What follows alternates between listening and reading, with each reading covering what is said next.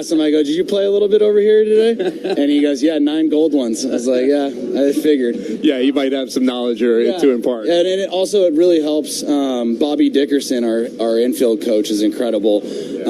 Schwartz went and played first base the other day for the first time in 3, 4, or 5 years or whatever it was since the CS for the Red Sox, I believe. But anyways, the guys like Bobby Dickerson make you feel a lot better about getting over there. And when he's out here helping you get your work in, he says the right things. He helps you get better. So having guys like that to make sure that everyone in the infield feels good, it's a blessing. Let me follow up on that, because I don't think that the coaching staffs around Major League Baseball probably get enough love in that regard. You think about a guy like Paco Figueroa over at first base and his ability to work with the outfielders and Kevin Long, of course, and his, these guys, even though you guys are at the highest level, coaches still matter, do they not? A lot. Yeah, and having coaches that played the game, like Dickerson, like Don Mattingly, like Dusty, these guys who have been out there and know what it feels like to go through that daily grind, it's incredibly important. We've gone in the game, went, completely the opposite direction with guys that maybe didn't play. I think we're kind of finding a middle ground between guys that did play and guys that didn't. They're both important, but on the day-to-day stuff, having a guy out there who's been in your shoes, know what it's like to stand out there at third base with 3 decks in front of you and a game on the line, it's important to know what that feels like in those moments, because, if a mistake does happen, it's not somebody being like, how do you not make that play? People understand that this game's really difficult when they've played it before. So being able to talk to those guys who have gone through it can help you get better before, during, and after a game, whether you have questions at any one of those moments. It's incredibly important. And also just the experience of a guy like Don and hearing stories from him that maybe don't even help you on the baseball field, but are just really cool to hear about from his playing days. It's fun, and it creates a really good culture around the locker room.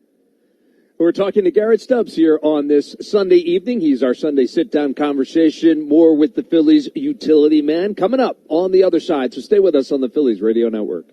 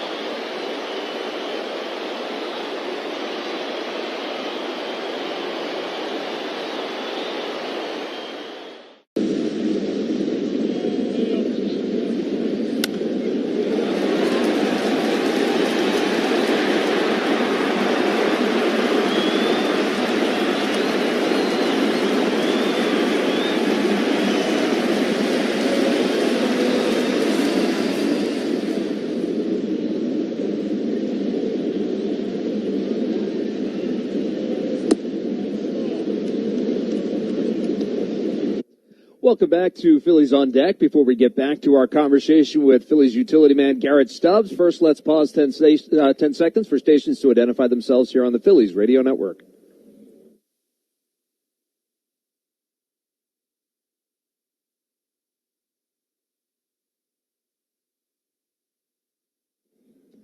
Well, before the break, we were talking with Garrett Stubbs in our Sunday sit-down conversation. You'll remember last year, Stubbs spent most of the season down at AAA, and during that time, Brandon Marsh also sent down when he was struggling early last season, and, they had a conversation down there that Brandon Marsh has said changed his season. He came back up here, swung the bat really well, and now he's headed towards an all-star appearance, perhaps here in Philadelphia, and Garrett Stubbs says that he always knew he had it in him.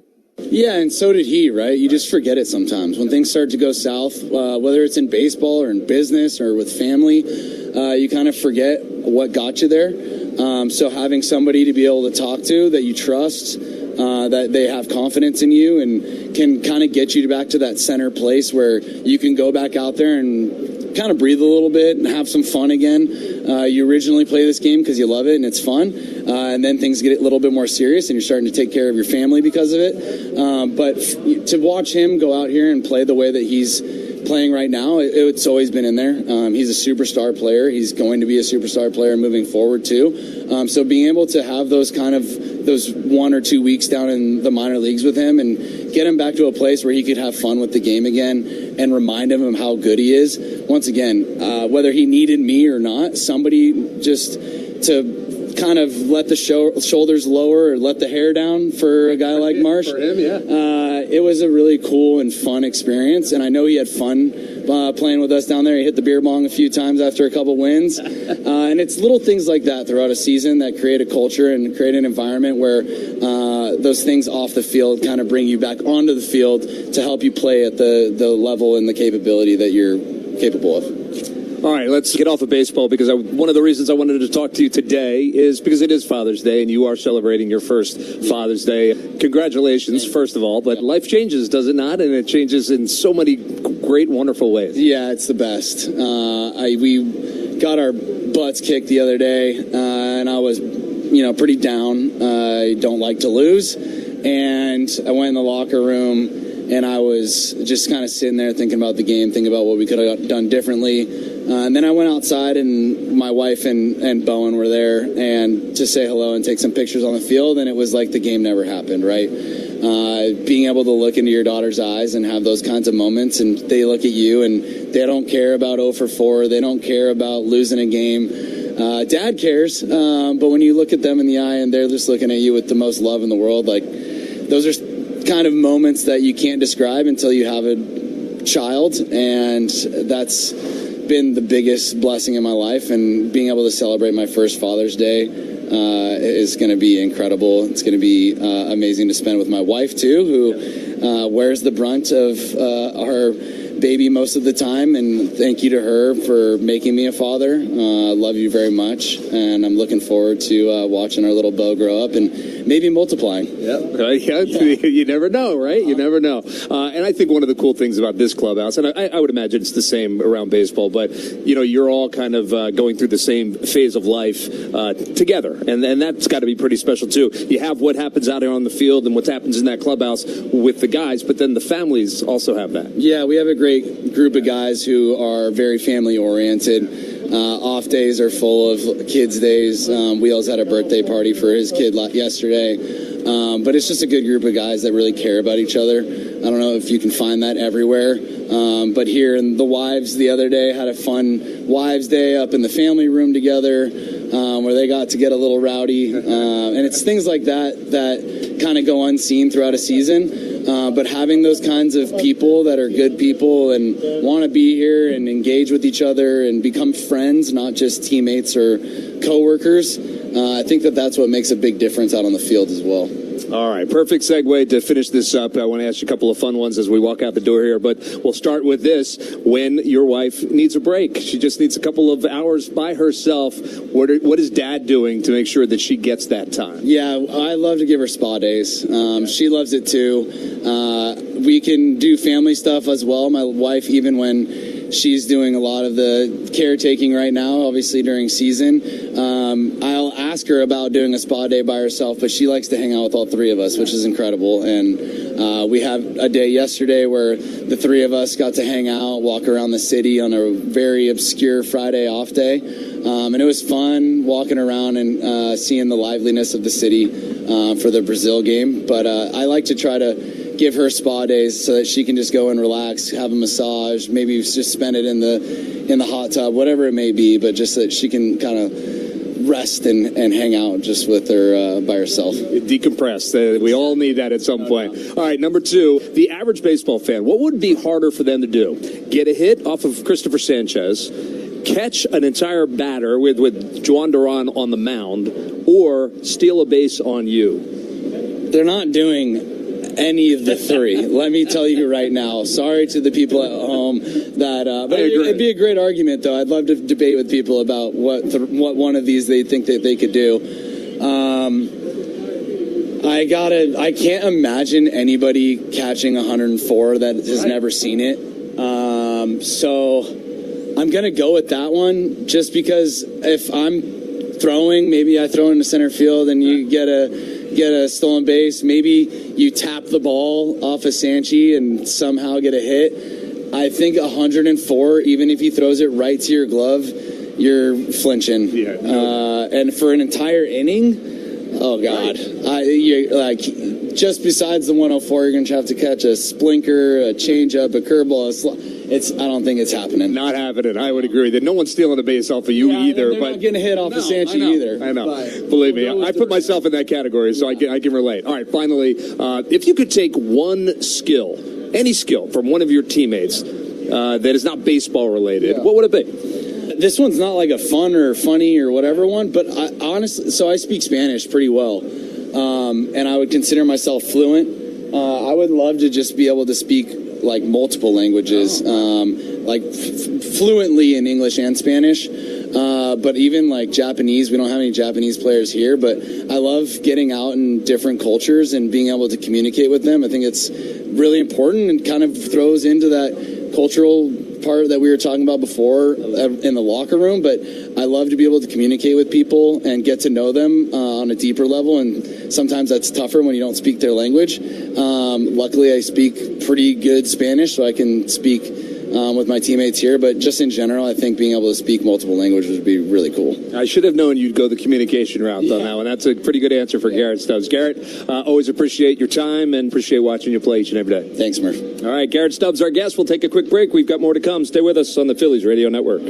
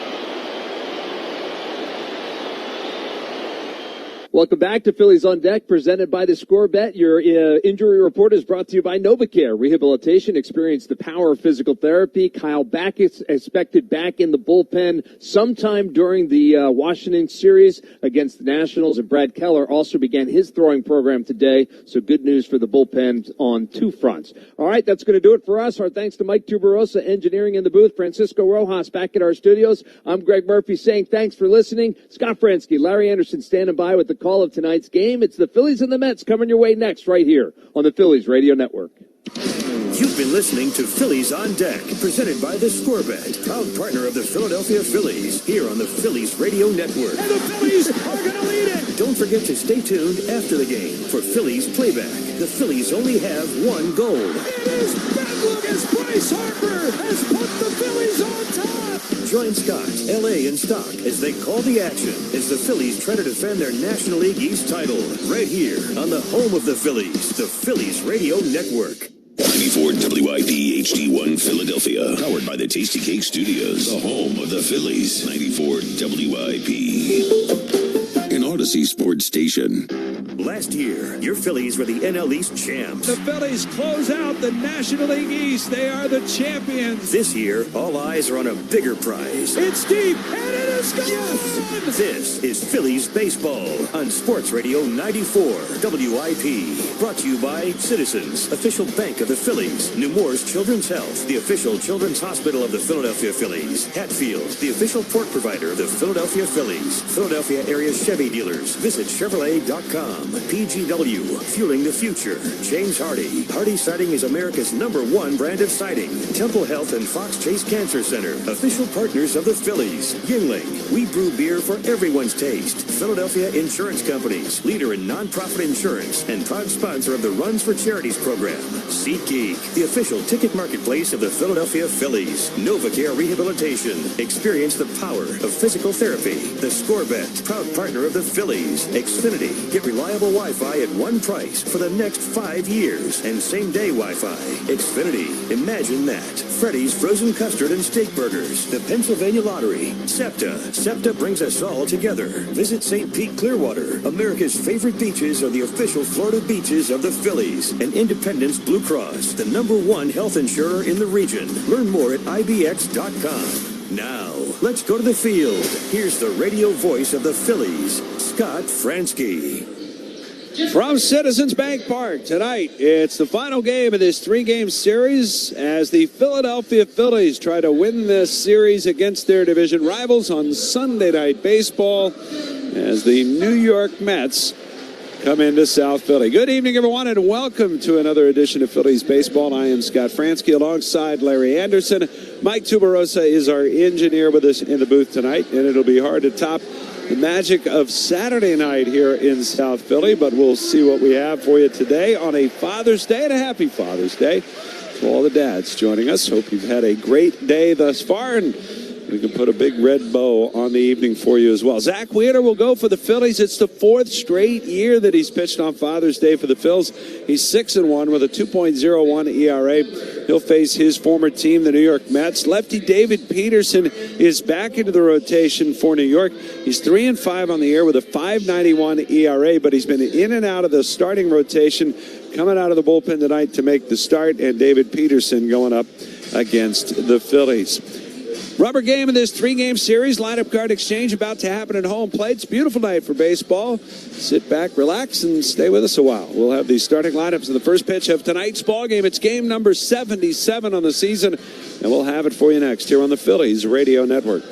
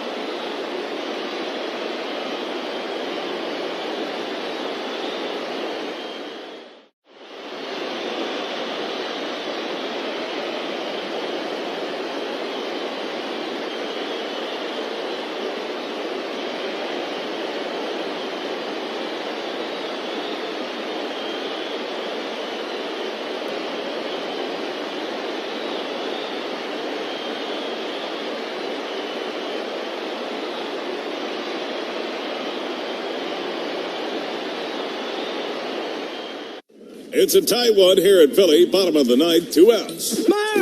The basement's flooded again. Oh, the sump pump's throwing a no-hitter. Looks like your home's plumbing just threw a wild pitch. Don't let your house turn into the Schuylkill with DIY fixes. Call in the pros at Roto-Rooter. From leaky faucets to full-blown disasters. Your MVP for plumbing solutions. Roto-Rooter closes it out and sits down the side. And away go troubles down the drain. Roto-Rooter. Mayor, remember how I told you Burlington was all zhuzhed up? It's better, yeah, not the co-factory no more. They're better than ever, okay? And now they're an official partner of the Philadelphia Phillies. That's right, our Phils. And they're celebrating by giving away 2 free tickets to every Phillies home game. Now through August 14th. I mean, do you die? Enter at burlington.com/Phillies for your chance to win. It's easy. Burlington. Deals, brands, wow. No purchase necessary, limited to the tri-state area. See official rules at burlington.com/Phillies for more details.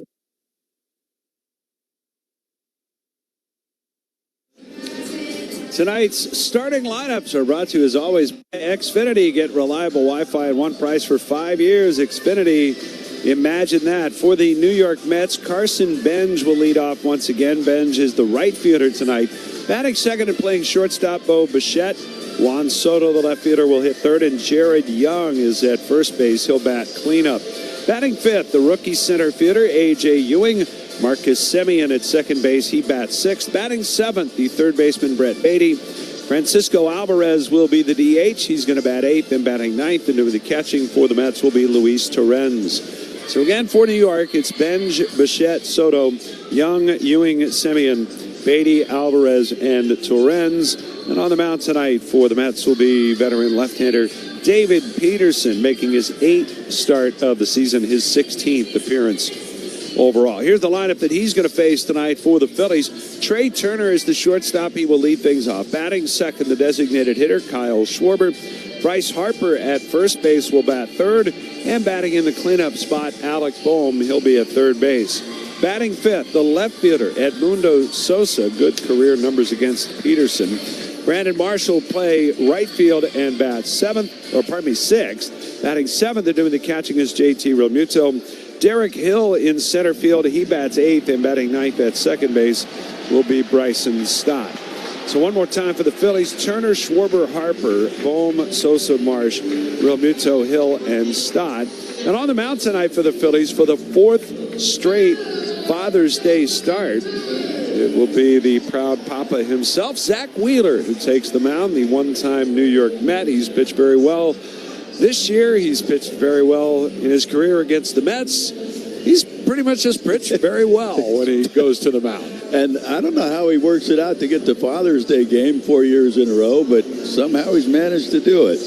Well, the SEPTA starting pitcher scouting report on Zach Wheeler. He throws 55% four-seam and sinkers, averages 95 on both of them. His split and sweeper both at 13%, 11% cutters, and 8% curveballs. And one thing you can say about Zach Wheeler, whether he has his best stuff or not, one of his best assets is the guy just knows how to pitch. And that's brought to you by SEPTA. SEPTA brings us all together.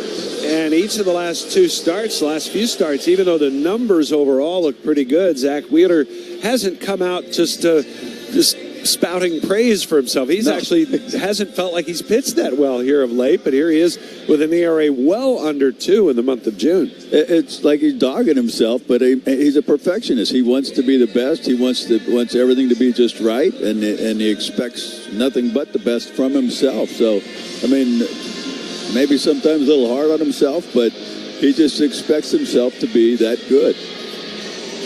Well, Zach Wheeler taking the mound, and Carson Benj climbing into the left-hand batter's box. We're just about ready to go. Lights are on here at Citizens Bank Park. Very pleasant night for baseball. Home plate umpire Dylan Wilson hasn't given us the go-ahead yet. Bill Miller, the crew chief over at first base. Brian Walsh at second. Chad Whitson is at third. The music is still rocking here, Rooster, as Zach Wheeler's all done with his warm-up tosses, but I guess we waiting on the U.S. Open to finish? It's already over, right? I believe it is. This is all, I guess, dictated by TV as usual. Well, Wheeler, who was standing behind the rubber, He's looking over at Bill Miller, and Bill Miller is saying, 1 second, he keeps pointing up over on the third base side about something. Miller is standing back there with Bryce Harper near the first base line, and Zach Wheeler was actually standing in the dugout waiting to go out and take the field, almost getting impatient. It looked like standing in the dugout. Now he's got to go out on the mound and stand there and wait. And Wheeler, who definitely has a certain routine on his days to pitch, I can't imagine he's really happy about this right now. No, he is not. Not at all. Well, a lot of magic in the ballpark last night, Larry. How do we top it? What are your keys to the game here this evening? Well, I think the keys to the game is the offense. It needs to do some damage against the struggling lefty and play some clean defense behind Wheeler. And that's brought to you by James Hardy. Hardy Siding is America's #1 brand of siding. Zach Wheeler is standing on the mound. They're going to let him throw more warm-up tosses. I got some long reads. I can get those out of the way, too, while we're waiting. I'm just trying to figure out what the deal is, because I believe television is with us. I think they are on my monitor anyway. So what is... Now he's going to tell him this. Wheeler throws a warm-up toss. He goes back out to the grass behind the mound. And now Dylan Wilson signals to Carson Benj to get in the box. It would be nice if everybody knew what was going on, if they would have let people know that this was going to happen and we were going to start till right on time at 7:26, 7:25. Wheeler winds up. His first pitch is on the way, and it's swung on and missed. First pitch fastball at 97 miles an hour. And welcome to Sunday night, Zach Wheeler. 0-1 the count. As we are underway right on time at 7:26. The pitch is down low. 1 ball, 1 strike the count. You know, if Greg Murphy wants to watch the U.S. Open, let's tell him to hit the mute button afterwards. On the TVs here, the 1-1. Swung on and fouled out of play to the left side. Murph's not even here to defend himself. Well, I don't know. Was it Murph or Tubes? Could have been both, actually. 1 ball, 2 strikes on Benj. Wheeler set up, right foot, first base side of the rubber. He turns, kicks and deals, and a swing and a foul tip. He got a piece of it. Benj, a 23-year-old rookie, batting .257 on the year with 8 homers. 28 driven in. Wheeler ready again, and the 1-2 again. Swing and a miss. Got him this time. Went back to the same pitch, looked like. That was a good one, a fastball. Running away. Well, that'll bring up Bo Bichette. They love him here. Are we delayed a little bit? You are delayed a little bit, for sure. Cow. Well, the whole game's delayed, Larry. The pitch swung on and fouled back. I didn't realize we were 3 pitches back, though. Well, because you're on the U.S. Open channel. I don't know what you're watching. 0-1 the count. Bichette, .251 hitter with 8 homers. It's gotten hot of late. Here's a swing and a miss, breaking ball. And we see Wheeler come out firing all sorts of different pitches here in the first. A lot of times we'll see him come out and just start pumping fastballs. Establish that early. Here's the wide of the 0-2. And Bichette takes. It's a sweeper down and away. And the count, 1 ball and 2 strikes. Bichette, 13 for 31 over the last 7 games, but 1 for 8 so far in the series. Here's the wind by Wheeler and the 1-2 pitch. Swing and a miss, struck him out. Well, you can only wonder, do you think Zach Wheeler is happy so far in this outing? I think he might still be a little bit hot. And that's a shame for the Mets hitters. You get a mad and angry Zach Wheeler out on the mound. That doesn't help. Here is Juan Soto.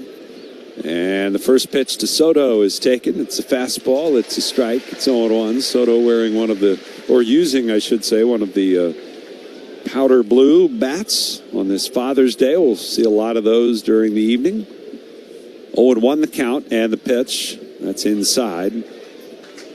Soto has faced Zach Wheeler more than any other pitcher in baseball in his career. He's a .265 hitter against him. Here's the 1-1 on the way. And that is inside. Soto, who had the big game on Friday night. What was that? He's pointing at his eyes, right? I'm not sure. Hard to say, Larry. Here's the windup, man. The 2-1 to Soto. Swing and a foul down to the plate. Big cut on a breaking ball there from Wheeler. And the count levels at 2-2. With that .265 average, he's 13 for 49. He has struck out 13 times. He's also walked 15 times against Zach. 2 balls, 2 strikes. Wheeler kicks. Here's the pitch. Breaking ball, and that's a little bit low. Soto almost pulled the trigger on it, but held off. And so the count runs full at 3-2. Wheeler's 6-1 of the year. Today is 11th start of the season.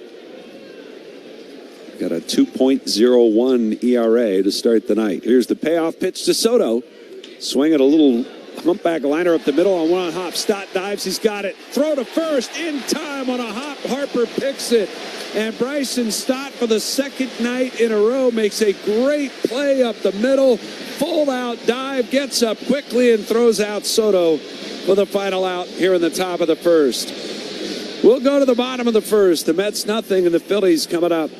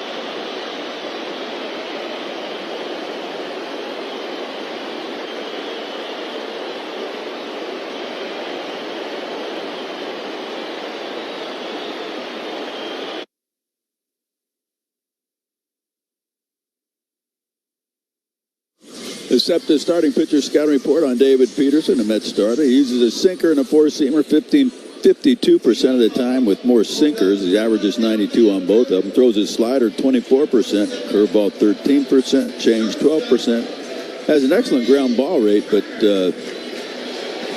lately really just having trouble being consistent with that sinker. He's elevating it and not getting the sink that he needs. And that's brought to you by SEPTA. SEPTA brings us all together. Well, Peterson's first pitch on the way to Trey Turner. It's up high for ball one. I believe, if I've done the math correctly, this is the third different time he's back into the rotation after losing a rotation spot. Here's the windup in the 1-0. And that is a little bit high. 2 balls, no strikes to Turner. Turner 2 for 5 in his return to the lineup last night. Peterson, not a guy that should be pitching up in the zone. 2-0, and that one is a strike on the inside corner. 2-1. Turner, 226 hitter with 7 homers. Schwarber to follow, then Bryce Harper. And the 2-1 pitch. Swing and a foul down to the plate. Peterson 3-5 on the season, 15 games, 7 starts, 5.91 ERA. And against the Phils in his career, 13 games, 12 starts, 1-4, a 5.28. 2-2 pitch on the way, and it's down low. His starter's ERA this year in those 7 starts is 7.56. That's a little high. Just a tad. You can understand why it's been tough for him to keep a job in the rotation. Yeah. Here's a 3-2, and Turner takes inside. It's a leadoff walk. There's really, Torrens just holds the ball there. There's no need to hold the ball there to see if the umpire is going to change it, but you can always tap your hat and challenge it.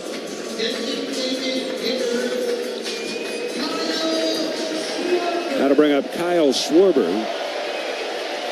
Schwarber, what a night last night. A 3-homer game, a 2-homer inning. A rarity for sure. He swings at the first pitch from Peterson. Peterson's had his number over the years. 3 for 24 a lifetime is Schwarber against David Peterson. The lefty on deck, a different story. Bryce Harper is digging deep into the bat rack again. Looking at him in the on-deck circle. The 0-1, and it's down low. You might have read the story today about the bat he used last night. Right. Which was quite big, quite a bit bigger than his usual bat. And he kind of used it on a lark yesterday and hit for the cycle with it. 1-1 the count. Peterson's pitch. And it's down low. Was it 31.5 ounce normally? Normally that's his bat. And the one last night was 34? Well, it's a 34-ounce model. Bryce contends that it's probably more on the 35-ounce range. Ooh. 2-1 the count. A look at first, now the pitch. It's down and away. The reason for that, he said it's 3 years old. It sits in the cage most days, and it collects a lot of moisture over the years. That's been there for 3 years. It's his training bat. It's a bat he uses in the cage almost exclusively. 3-1 the count. And the pitch to Schwarber. Swing and a miss. And it's 3-2. Slider there from the tall left-hander, 30 years of age, from Denver, Colorado. I think Schwarber maybe thought he was going to get a fastball there. 3 balls, 2 strikes. Turner leads at first. Peterson looks that way, and the pitch. Swing and a dribbler foul over on the first base side. We've got Young at first, holding the runner. Simeon guards the hole at second. The shortstop, Bichette, tonight, he's playing straight up the middle. And way off the line at third, it's Brett Beatty. Outfield, Soto, Ewing, and Benj. Left, center, and right. Ewing way over to left center field. And Benj, a lot of ground to have to cover in right. Not much wind tonight either. 3-2 for Schwarber. And Peterson again looks at first. And snap throw over that way. Turner dives back in. Would you say it's partly cloudy again? I'd say it's partly cloudy, which is what they've put it down as officially. Okay. 83 degrees and partly cloudy. All right. Peterson, 3-2, and it's high, ball 4. I was just kind of thinking partly just it's so nice out. It is so nice out. So that'll bring up Bryce Harper, and I'd love to get a closer look at that bat. Is that one of those? Is it? Almost looks like one of those pencil bats they made for the kids' weekend. It's like a green crayon. He's got. Maybe one of his kids designed that for Father's Day. Perhaps. First pitch to Harper, and he takes. It's up high. Harper, unlike Schwarber, has really good numbers against Peterson. 10 for 25 in the regular season. Ooh. That's a 400 average with a homer. Coming off his first career cycle. And the 1-0. And Harper swings and hits it foul out of play left side. Harper's bat last night was actually authenticated after he hit the triple And so when he went up for the 5th time, it had the hologram sticker on the bat, as it was already authenticated by the MLB authenticators. And that probably added some weight to it, which threw him off. 1-1 pitch, and it's fastball. That's a strike called. And Harper had told me earlier today that he was planning to, or he wanted to use it again, the big bat again, which he can do, but he also kind of likes the Father's Day blue bats. Right. 1-2 the count. Here's the pitch. And it's a ball in the dirt, blocked by Terens. Get Turner at second, Schwarber at first, on back-to-back walks. Harper batting .259 with 16 homers, 43 runs batted in. Second of the ball club. Outfield shaded the other way against him, much like the setup against Schwarber. Peterson, 2 balls, 2 strikes. A long look to second to pitch. Low and away. And the count's full. Said now, 18 pitches, 7 strikes, 11 balls. It's not a real good ratio. Well, 3 hitters, 3 full counts. And Peterson, a 3-2. Swing and a miss. He got him. Ball's in the dirt. And Harper fooled on that one, and he strikes out in the first at-bat tonight. So, that'll bring up Alec Bohm. Boy, that ball was bounced off the plate away in the dirt. I don't think you can expect to get a fastball off of this guy just because it's a fastball count.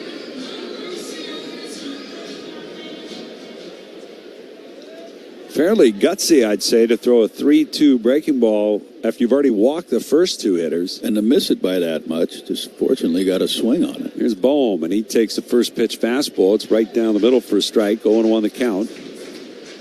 Bohm, .231 average with 9 homers. They'll shade him slightly the opposite way in the outfield. Bohm, 3rd on the team in runs batted in. Peterson delivers. And the pitch is fouled away on the first base side. And it's 0-2. No score, bottom of the first. Beautiful night with the lights on. A little bit of sunlight scattered across the shallow center field and out in right field. Up the stands in right and right center. But most of the field in shadow. Bohm down to the count. No balls, 2 strikes. Peterson delivers. And it's down and away. Sosa on deck. Sosa getting the start in the 5 spot tonight because of some big numbers against Peterson in his career. The 1-2. Swinging a ground ball, deep third. It's a fair ball, fielded by Beatty. He'll throw it wildly to first, and it'll get by Young. Turner's going to come home and score. Schwarber to third. Bohm is aboard at first base, and the Phillies take a 1-0 lead. I'll take that. Bohm will be credited with a base hit. They'll not give him an RBI there as the E5 by Beatty allows the runner to come home from third in a first inning mound visit by the pitching coach Justin Willard. 1-0 Phils. And I don't know. If Young sees the ball's offline when it's coming to him, you got to get off the bag. Bohm was not able to go take an extra base. He started to turn towards second, but saw Young chasing it down from behind. And Bohm, of course, not the fleetest of foot, so he decided to put on the brakes and stay put at first base. I think that was a wise decision. And Bohm now waving towards the plate and signaling something to Edmundo Sosa, maybe about what he was seeing from Peterson up there. Sosa 6 for 9 off of David Peterson with a double and a homer. Double play depth for the Mets up the middle. It's 1-0 Phillies. Peterson set at the letters. Here's the pitch. Sosa swings. It's a ground ball weakly to short. Charging Bichette. Gloves. Throws. It's late. Sosa legs it out. Schwarber is home to score. An infield hit. It's 2-0 Phillies. Phillies have a 2-0 lead, and they haven't hit the ball out of the infield. And Peterson's got to be going, I know I walked the first two guys, but you get 2 runs off of that. Bohm and Sosa would take it. Now Brandon Marsh. Marsh, 315 hitter, and continues to be in there every day, even with lefties on the hill. Peterson looks at second, the pitch, and it's down and in, ball 1. And not only do the Phillies have 2 runs in, there's 1 out with 2 on. Their starter, David Peterson, is already up to 25 pitches. Yeah. He looks back at second, and the 1-0 to Marsh. Swinging a foul back into the screen. Well, he's got his ratio even now at 13 strikes, 13 balls. So he's got that going for him. Yes.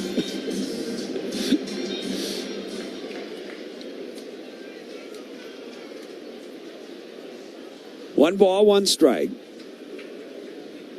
And the pitch. Swung on, slapped out of play. Foul, third base side. 1 ball, 2 strikes now on Marsh, with JT waiting on deck. Brandon Marsh, a .685 OPS against left-handed pitching. A 1-2. Breaking ball, swing and a miss. He got him. And so Peterson gets the strikeout of Brandon Marsh.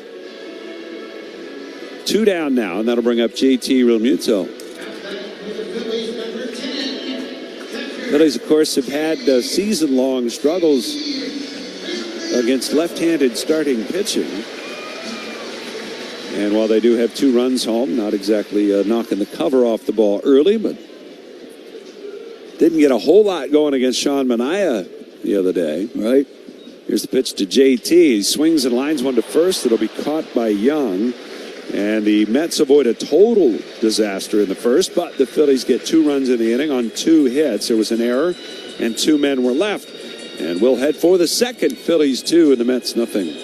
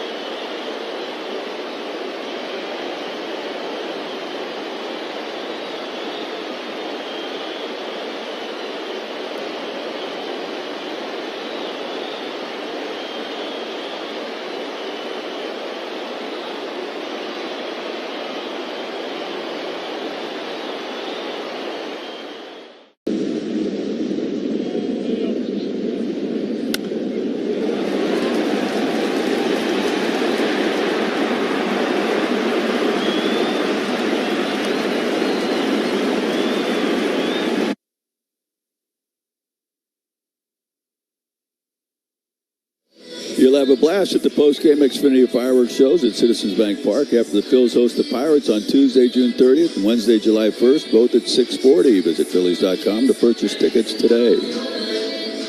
Well, 2-0 lead for the Phillies.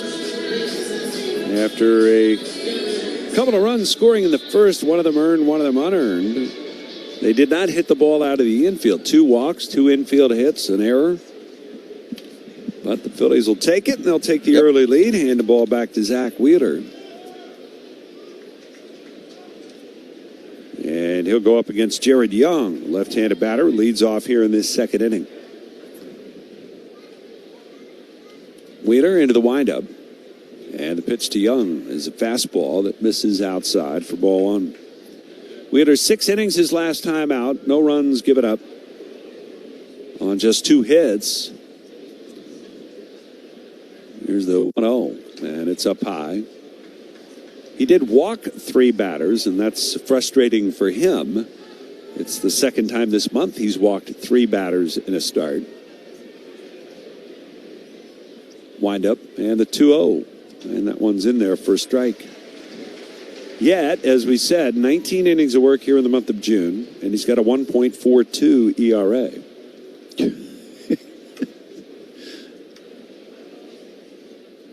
2-1 pitch. Breaking ball, swinging and a miss. 2 balls, 2 strikes. I mean, that's the thing about it. He can throw whatever he wants and whatever count. It doesn't matter. He can elevate if he wants. He can throw it down at the knees. He can change speeds. Here's the 2-2 pitch, and Young tried to check that pitch up and in a little bit. He did hold off on the swing, and so the count is full at 3-2. 7th career start for Wheeler on Sunday Night Baseball, his first since early last season in Cleveland. The 3-2. Swing and a line drive up the middle. There's a base hit right back through the box. And Young, the first base runner of the night for the Mets. So he won't match Larson. Or Jim Bunning. Sorry. Today is the That's 62nd right. anniversary of Jim Bunning's Father's Day perfect game against the Mets. So we won't have that narrative to play with all night long. June 21st, 1964, in Game 1 of a doubleheader at Shea Stadium. There's a swing and a miss by Ewing. The count 0-1. At the time, it was only the 7th perfect game in Major League history. 62 years ago today.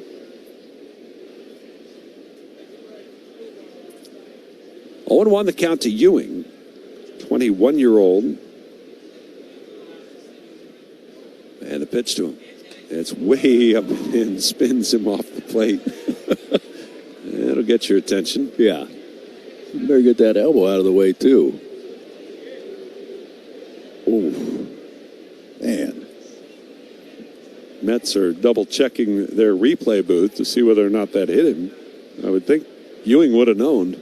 I would imagine.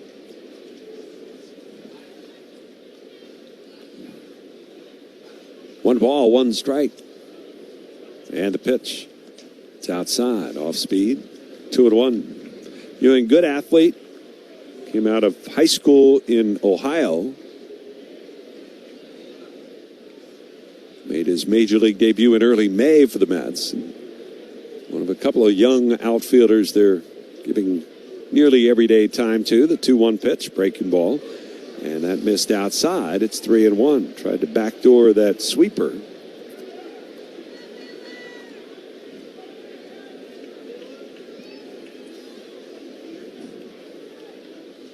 Three balls and a strike. Wheeler looks over at first base. Young leads. And the right-hander's pitch. Swing and a foul back into the screen.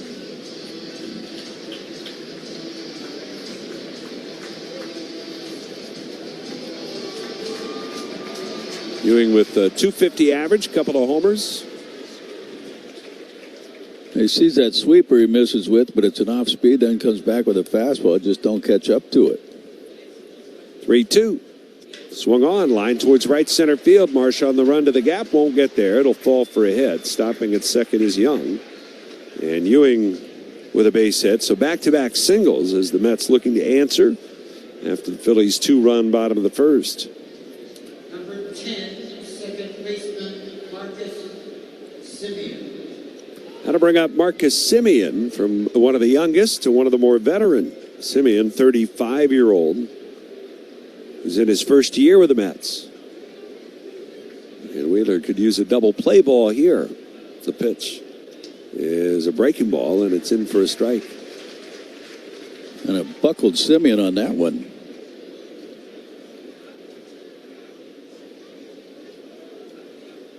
Turner and Stott looking to turn 2 up the middle. Bohm 15 feet off the line at third. Harper 20 or more feet off the line at first base.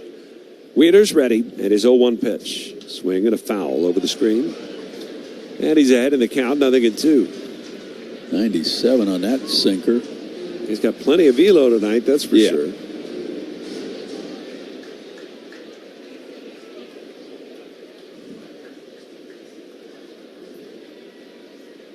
Wheeler ready at the letters at his 0-2 pitch. It's down low. Simeon, who was traded for the longtime Met Brandon Nimmo in the offseason. Straight up deal. Simeon hitting .222. And modestly coming around a little bit. Not like Bo Bichette, but hitting a little better of late. The 1-2. Swinging a liner towards third. It'll be caught on a line by Bohm. That sinking line drive. Bohm short hops that a little bit. They might have a shot at a triple play. I think he's thinking about that. Like, it's so hard, though. It's on the way, and he's, should I let it drop, try and trap it? I mean, his glove is basically on the dirt, laying down on the dirt, but I think you try to do something so unnatural, then might lead you to make a big mistake. Yep. And that you don't want to do. So here's Brett Beatty with 1 out and 2 on to the pitch. Beatty swings and pops it up. Foul, third base side. Bohm has room, is under it, and he'll make the catch. All right. We'll go behind the scenes with semi-private guided tour of Citizens Bank Park before experiencing the excitement of a Phillies game. The tour includes a field visit prior to the start of the game, as well as stops in the media room, Philadelphia Insurance Club, and Cadillac Hall of Fame Club. Game ticket must be purchased separately. For more info, visit phillies.com/tours. That will bring up Francisco Alvarez, who is the DH tonight for New York. 2-0, Phillies lead it. And Wheeler comes set, now deals. And Alvarez hits a bouncer to third. Bohm has been busy. He'll come in and field it. Throw out Alvarez. And Wheeler puts out the fire. No runs, couple of hits. 2 left by the Mets. We'll go to the bottom of the second. 2-0 Phillies.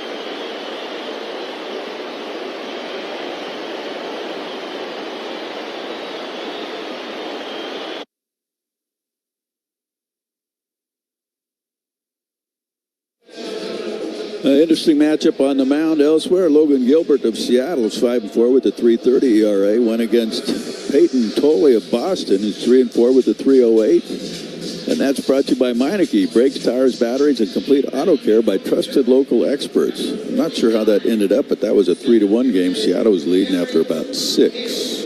That would have been the final, 3-1 Seattle. Okay. They win their 40th game of the year to go back over 500. And stay in first place at 1 game over. What a league. Mercy. Derek Hill leads off for the Phillies here in the bottom of the second. Takes the first pitch up and away for ball one. Braves lost today at home to the Brewers. The finale of that series, Brewers win at 9-4. Here's the 1-0 pitch to Hill. Fouled away. Derek Hill, .217 average with 4 homers and 9 runs batted in. Most of that done as a member of the White Sox. So far with the Phillies, he's 3 for 12. The pitch. And it's up and away. 2-1. Hill to be followed by Bryson Stott, who's batting in the 9 spot.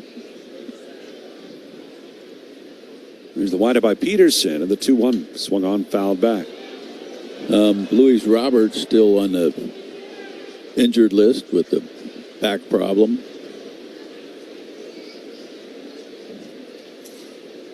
You've got some guys that have been hurt. Yep. Francisco Lindor, they're hoping to get him back this week. I'm not sure exactly when, but he's been on rehab this weekend, and I would say certainly by the time the Phillies go to New York on Friday, they'll see him, the 2-2. And that's down low unless there's some kind of a setback along the way.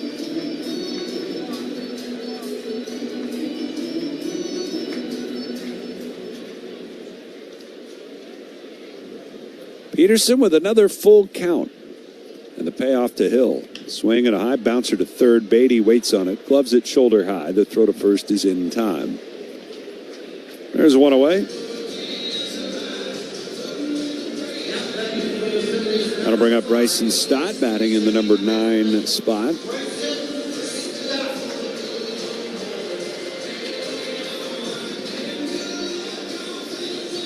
This is the second time that Stott has hit in the 9 spot this season. Beatty way off the line against him. The first pitch to Bryson is in for a strike. He's 2 for 8 in the series with a run batted in. Batting .236 overall. Here's the windup and the 0-1. Breaking ball that misses down and away.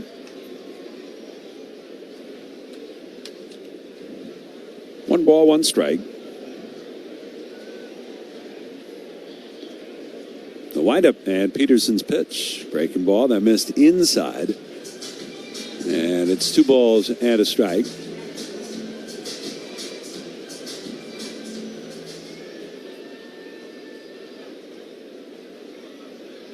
The pitch.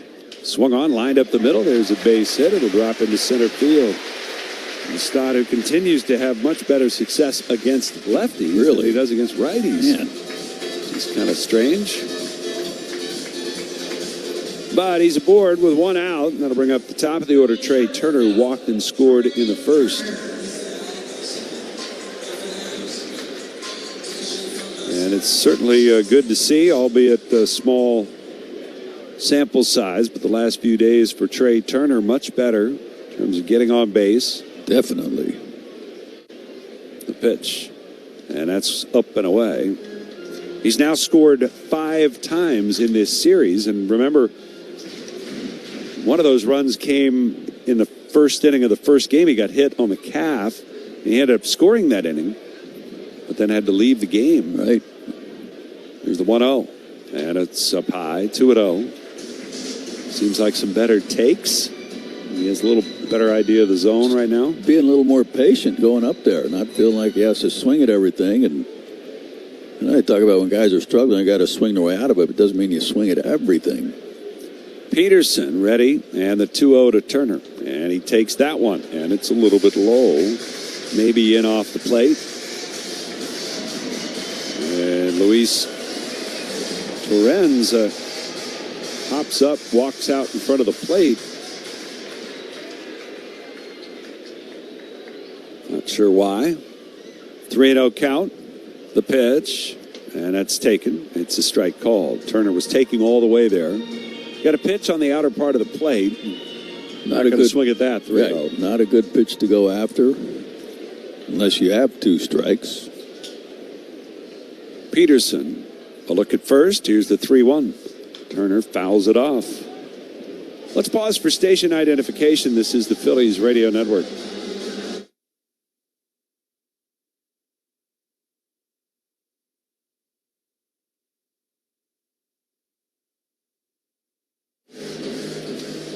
With Larry Anderson, I'm Scott Fransky with you on this Father's Day Sunday night. 2-0 Phillies lead it. Bottom of the second. 1 out, 1 on. And David Peterson steps off. 44 pitches for the lefty. 21 balls, 23 strikes. 3-2. Swung on, lined up the middle. That'll fall for a base hit. Stott is into second base. And Trey Turner is on base yet again. Boy, you like seeing that. He gets it together. It really makes a huge difference with this lineup, especially at the top, obviously. And 2 hits, scored 3 runs last night. Also had 3 hits, scored a run on Wednesday in the finale against Miami. Now to bring up Kyle Schwarber, who walked and scored in the first inning. 2-0 Phillies lead. 2 on. And Peterson delivers. And the pitch is down and away. It does look like Harper is in the on-deck circle with that 34-ounce bat. Oh, boy. See if they get a shot of it with the hologram sticker on it. 1-0. And the pitch swung on, hit high and deep, on its way. Towering 3-run home run, Kyle Schwarber. He reaches the second deck again. 29th home run of the season for Schwarber. It's a 3-run shot, and it's a 5-0 Phillies lead here in the second. Unbelievable. I mean, it's just incredible.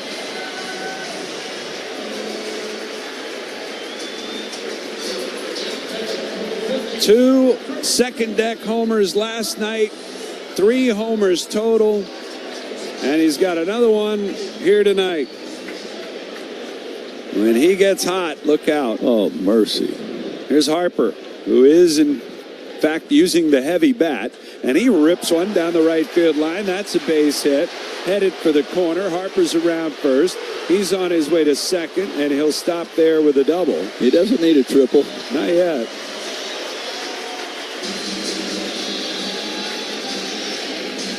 Fourteenth double for Harper.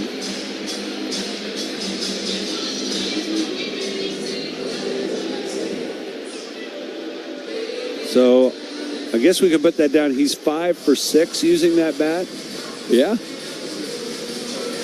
It's like the Wonder Boy in Hobb in the Roy Hobbs bat, natural. Right? The natural. Someday it's going to be laying there broken, and Adam's going to go have to find him a new stick.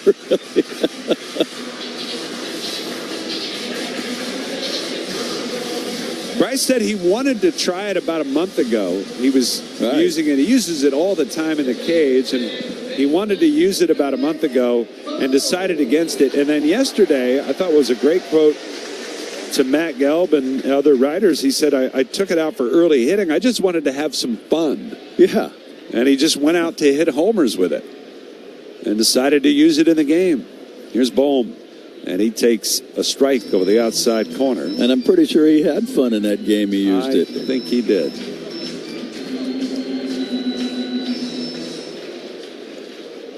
Yeah, it's 0-1 the count. And Peterson delivers. And Bohm takes. That's inside. And looking at that, I mentioned that I think it was Harper last night, or maybe game before, but this fastball might have touched the inside corner about belt high, but trying to throw a 4-seamer there in a 1-0 count. The pitch. Bohm swings, lifts one in the air to left. It's shallow. Soto coming on. He's there, and he makes the catch. It's out number 2. But it's almost like what Crucky was saying when he'd go to the plate, first pitch, he would get the mindset of 2-0, 3-1, or if he's ahead in the count, he would just look middle in and open up. And Schwarber, you try and throw a fastball in there to Schwarber. I just don't understand that. Better get it way in if you're going to throw it in there. Here's Edmundo Sosa with a runner at second base. Phillies leading 5-0. And a pitch to Sosa. He takes upstairs for ball one. Well, after 15 runs last night, the Phillies with 5 early runs here tonight. 1 ball, no strikes. Peterson looks back at Harper. And here's the pitch. Swung on, popped foul, out of play, first base side. 1-1. Schwarber now up over 50 runs batted in. He's had 52 for the season, which puts him just outside the top 10 in Major League Baseball. 1-1 on the way. And it's a strike called, and Sosa is going to challenge the call. Torrens had come up as if to fire to second. This is called a strike, batter's challenge. So Sosa challenging this call, and it was a strike. Call's confirmed. Philadelphia has 1 challenge remaining. I think with Torrens going out there and getting that the way he did, I think kind of might have messed up Sosa's side of the strike zone. 1 ball, 2 strikes. And the pitch. Swing and a foul down the third base line. Sosa picked up an RBI with an infield hit his first time up. And he has slowly been recovering now. 8 hits his last 17 at bats.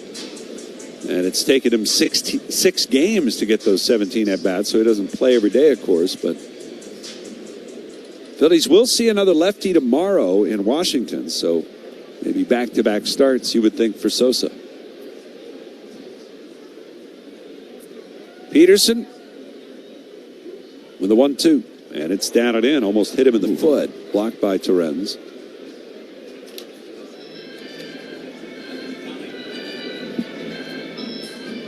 Count even 2-2. And tomorrow is Monday. Again? Yeah. Comes almost every week. Where's the time go? 2 balls, 2 strikes. Time called by Sosa. It's not on your radar because you're not working the game. It's a road game. But I pay attention. Is the opener? We don't know what they're doing. It's still TBD. 2-2. Swinging a ground ball to short. Bichette has it, and the throw to first is in time, and the side's retired. But another June homer for Kyle Schwarber. This one a 3-run home run, and the Phillies break open some breathing room as we head for the third. It's 5-0 Phillies.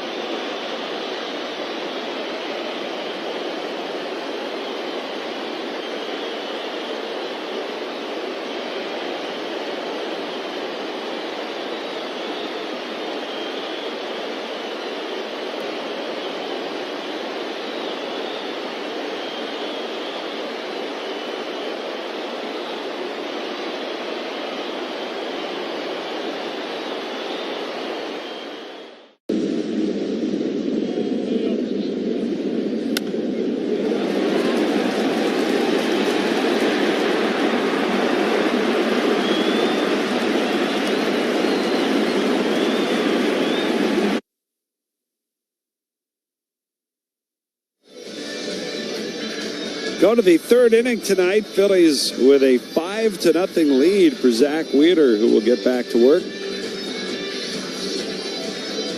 9-1-2 due up for the Mets here. Phillies headed to Washington next, then New York. First meeting of the season between these two rival franchises, and it's the 7th meeting on Father's Day between these two franchises.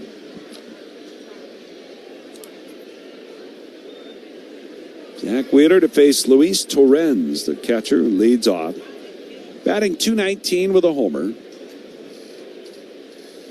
Another big crowd on hand tonight on this Father's Day. The pitch.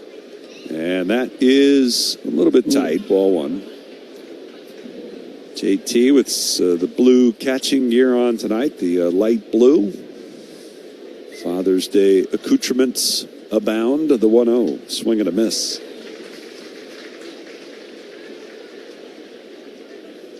Wheeler doesn't have any of that stuff other than the blue ribbon over the heart, the sticker on the jersey, the 1-1. Grounded foul. No special cleats. He's got his usual red spikes on. Phillies in the home whites on this Sunday. Phillies' record on Sundays not real good so far. Wheeler's not really looking to go in a cover GQ. He's just kind of likes to stay himself. Just here's the 1-2 pitch, breaking ball, swing and a miss. He got him, and just go out and deal.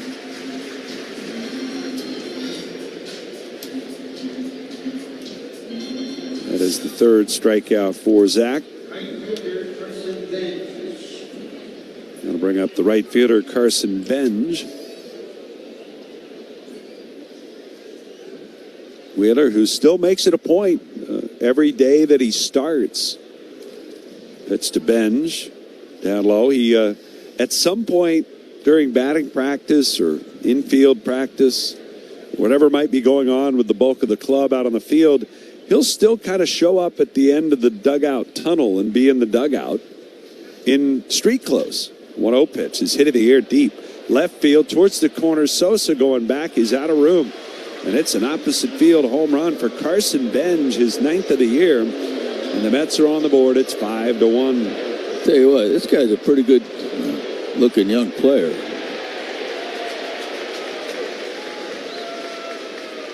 And just 23 years of age. And just a couple of years removed from being a standout at Oklahoma State.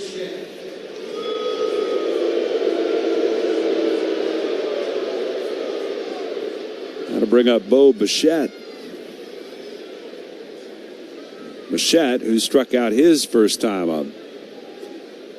Wheeler delivers, and Bichette, a swing and a miss.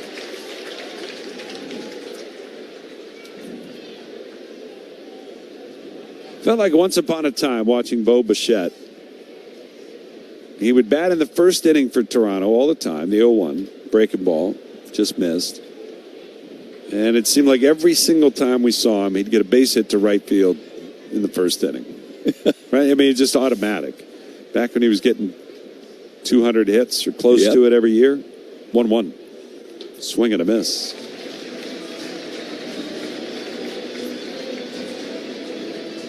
One and two to count. Bichette, who struck out his first time up. The windup by Wheeler. And the 1-2 pitch. Breaking ball. Taken low. 2-2 the count. Wheeler is at 43 pitches so far. We're in the third. It's 5-1 Phillies. The 2-2. And it's down low. Count goes full. 3-2 with Soto next.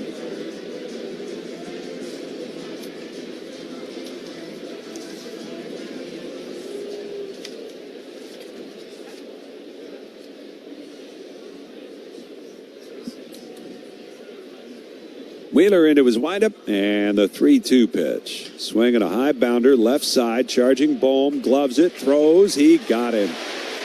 Nice play.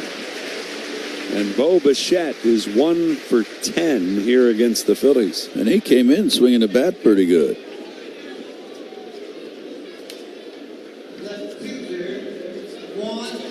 maybe the additional expectation, right? It's he got off to a slow start after signing the deal with New York. Wants to impress the fans there, didn't. Comes here red hot. Wants to impress the fans that let them know what they missed out on, so to speak. Right. Here's Soto, and he takes ball one down low. Soto grounded to second his first time up.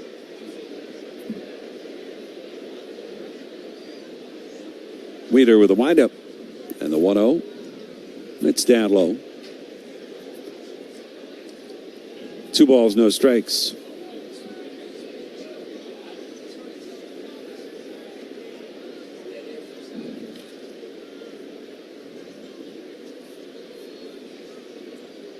The 2-0 on the way. And it swung on and lifted to right center field. That'll drop in for a hit. Over to play it is Crawford. Soto's thinking about 2. Here's the throw. He's out by 10 feet. Good luck, buddy. Gee. He just went full Bryce Harper on us. He sure did, but came up a little short. Derek Hill guns him down at second base. And that'll do it for the Mets. Nicely done. We'll go to the bottom of the 3rd inning. It's 5-1 Phillies.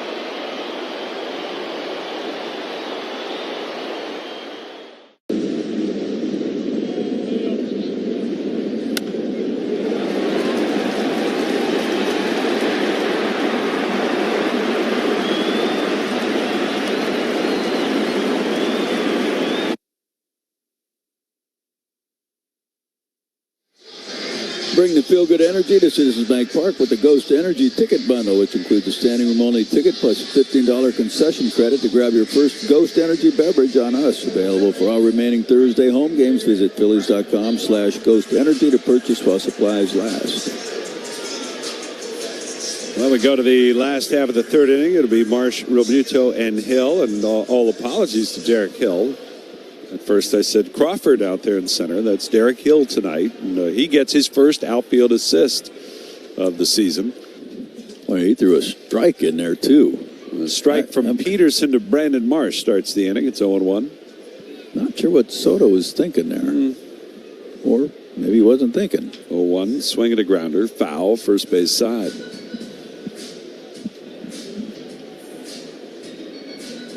Yeah, he was out by a lot. I mean, a lot. Yeah. Wind up the 0-2. And Marsh swings, hits it sharply, but it's right at Semien. He'll make the play and throw out Brandon for the first out. We'll start spreading the news. It'll be a big weekend for baseball fans when the Phils host the Yankees on Friday, July 24th at 6:45, Saturday, July 25th at 6:05, Sunday the 26th at 7:20. Get tickets now at Phillies.com. Here's JT Realmuto lined out to first, his first time up. And the First pitch to JT is a strike. JT still hasn't really gotten much going against lefties yet, which is interesting. 0-1 pitch. Swung on. It's popped in the air. Right field. Way up there. And Benj, staring up into the twilight sky, makes the catch. 2 down, 5-1. Phillies lead it. And David Peterson trying for his first 1-2-3 inning of the night. And it will bring up the center fielder, Derek Hill.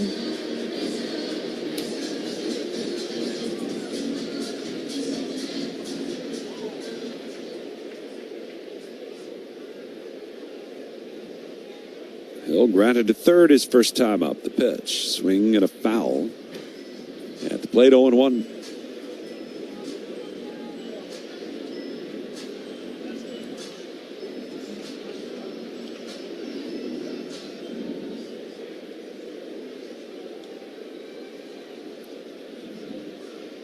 The pitch, and it's a little bit high. 1 ball, 1 strike.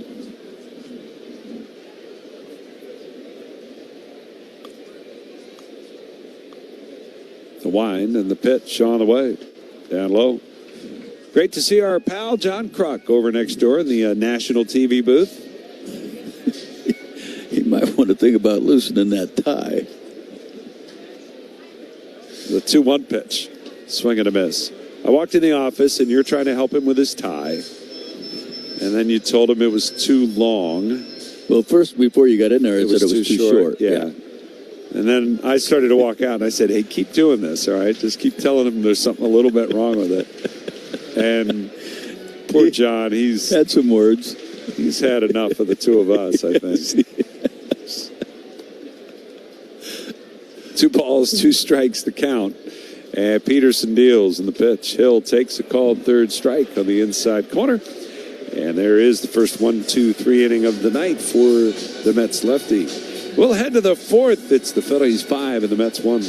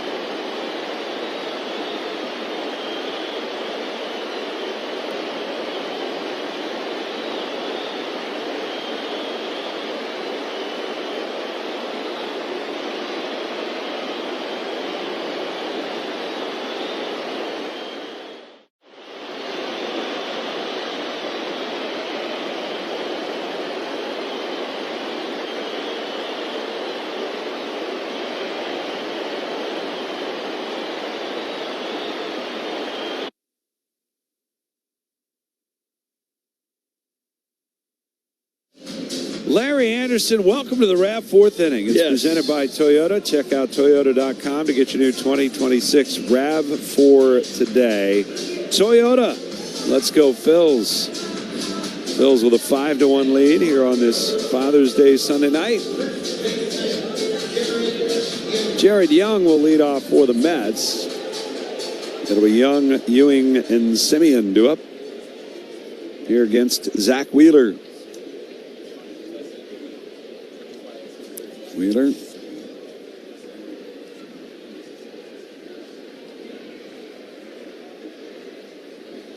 Into his wind in the pitch.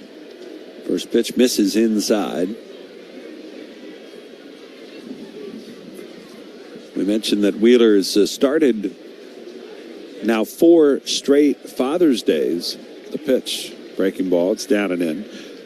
Of the previous ones, 2 of the 3 have been really good. One of them was really, really bad. In fact, one of his worst starts ever on the road in Baltimore. That day he gave up 4 homers to the Orioles and was beaten up pretty good in a head-to-head showdown with Corbin Burns.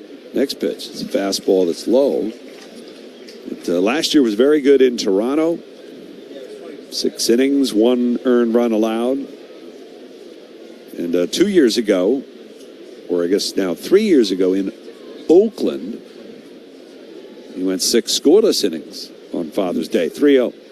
And Young takes a look at a strike. 3-1.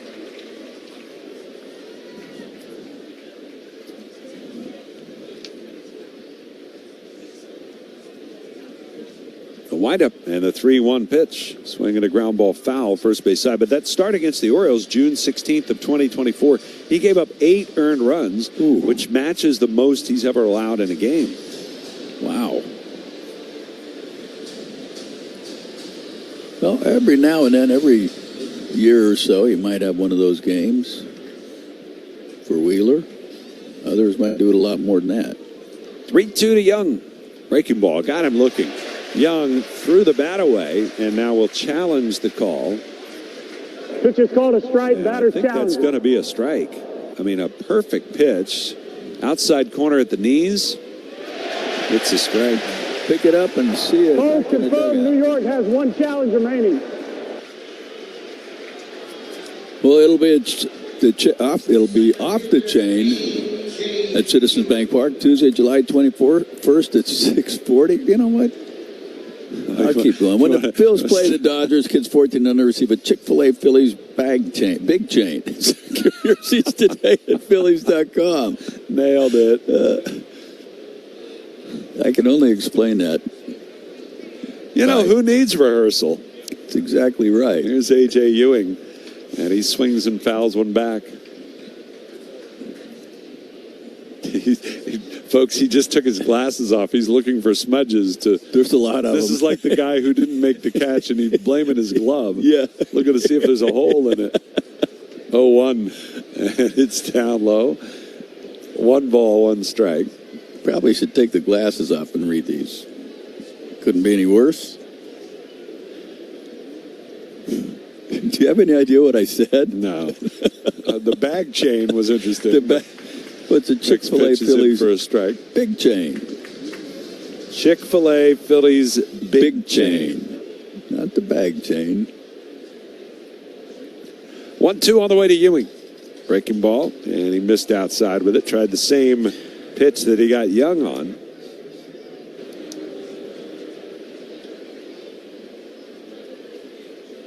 Two balls, 2 strikes. And Wheeler deals. And a fastball grounded towards first. Harper takes the second hop. He's going to flip it to Wheeler covering, and the speedy Ewing is retired. 3-1. I don't know how to say it in a nice way or not, make it sound like it's like I'm not being mean or anything. But Wheeler going out there just kind of generic. He just goes out there and just wins. Just nothing fancy, nothing special. He just goes out and pitches and wins. It just... And to do it so frequently, and to do it coming off the surgery that he had, here's a swing and a miss. I mean, I don't know that anybody could have possibly expected him to be as good as he has been post-surgery. I think one pitch. Swing at a foul tip. I think one person did. Yeah, and he's on the mound right now. We're in the number 45. Right. Yep. He said, and he's kind of mentioned that. He said, I mean, that's why I'm still here. I didn't come back to be average, or I came back to be the same guy I was. He is. Wind up. And the 0-2 on the way to Simeon is a fastball that's up high. It's 5-1 here. Phillies lead it in the 4th. 97 on that four-seamer, trying to go up the elevator a little bit on Simeon. But he's just... want to pick a game to go to a game Wheeler's pitching. You got a good chance of seeing a win. 1-2. Breaking ball popped up. And maybe a play near the on-deck circle, third base side. JT is there. He makes the catch. Steps around all the Mets equipment. No problem for JT. And no problem for Zach Wheeler. 1, 2, 3, fourth. We'll go to the bottom of the fourth. It is 5-1 Phillies.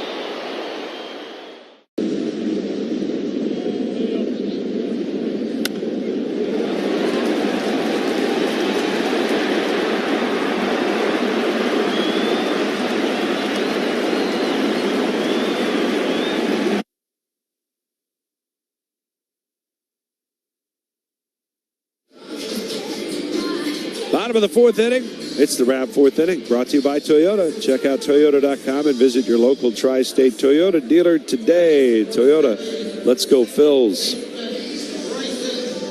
9-1-2 coming up for the Phillies. Bryson Stott leading it off.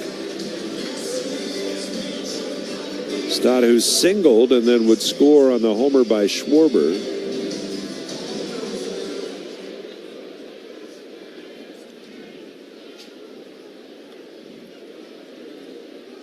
Beatty plays him way off the line at third base. First pitch on the way from Peterson, and it's a breaking ball that's in for a strike. It's 5-1 here. Phillies leading it. Mets have somebody up throwing, a right-hander. Next pitch, and that one's fouled out of play.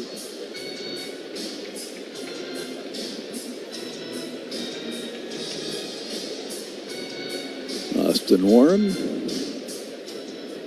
righty for the Mets.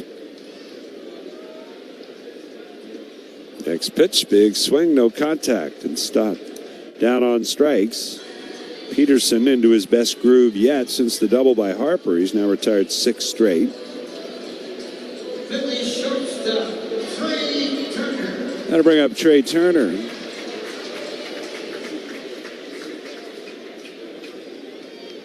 And the pitch to Turner. He swings and fouls one out of play.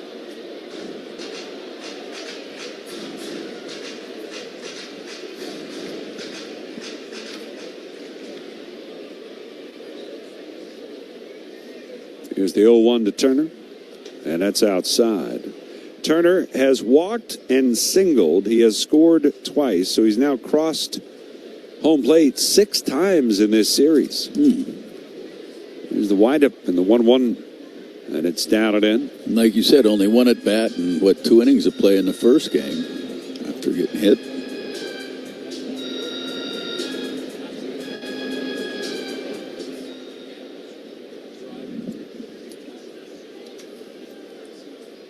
Two balls and 1 strike. The pitch down low, and there may be some coincidence involved, but I mean, you got to think that having Trey on base a little more often takes a little bit of attention of the pitcher away from the hitter and onto the runner. No doubt. As Turner will ground one to short, and Bichette is up with it. He'll throw him out, and we saw Both Schwarber and Harper with big games last night. Schwarber's got another one brewing tonight. Yep. We'll bid now on autographed memorabilia from your favorite Phillies during the Phillies Charities Auction, benefiting Phil Abundance. Items include an autographed Christopher Sanchez baseball, a Brandon Marsh jersey, and much more. Visit Phillies.com/auction to bid before the auction ends on June 22nd. First pitch to Schwarber. It's in there for a called strike. His last time up, a 418-foot home run into the second deck in right. Sitting on 29 homers last year. The pitch, right now, the pitch is outside. Last year, he had 30 homers by the All-Star break. And we got some games left before the break. Obviously, it's a little front-loaded. 1-1, swing and a miss. This weekend alone, in 2 days, Schwarber has hit 1,690 feet worth of homers.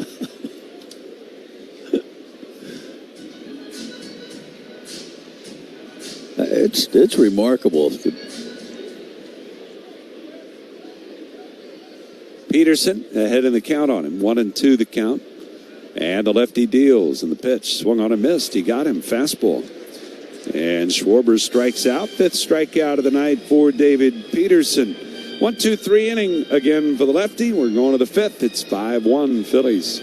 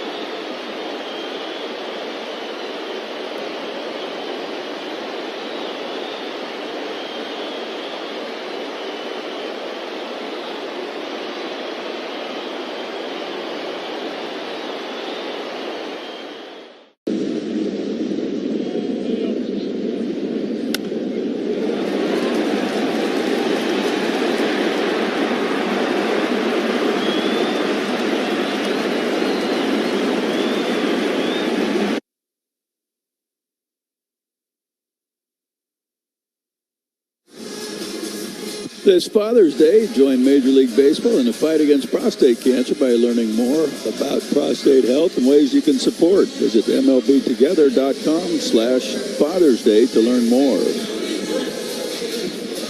On to the fifth inning. It's 5-1 Phillies. Trying to win the series here with the Mets, make it a 4-2 homestand.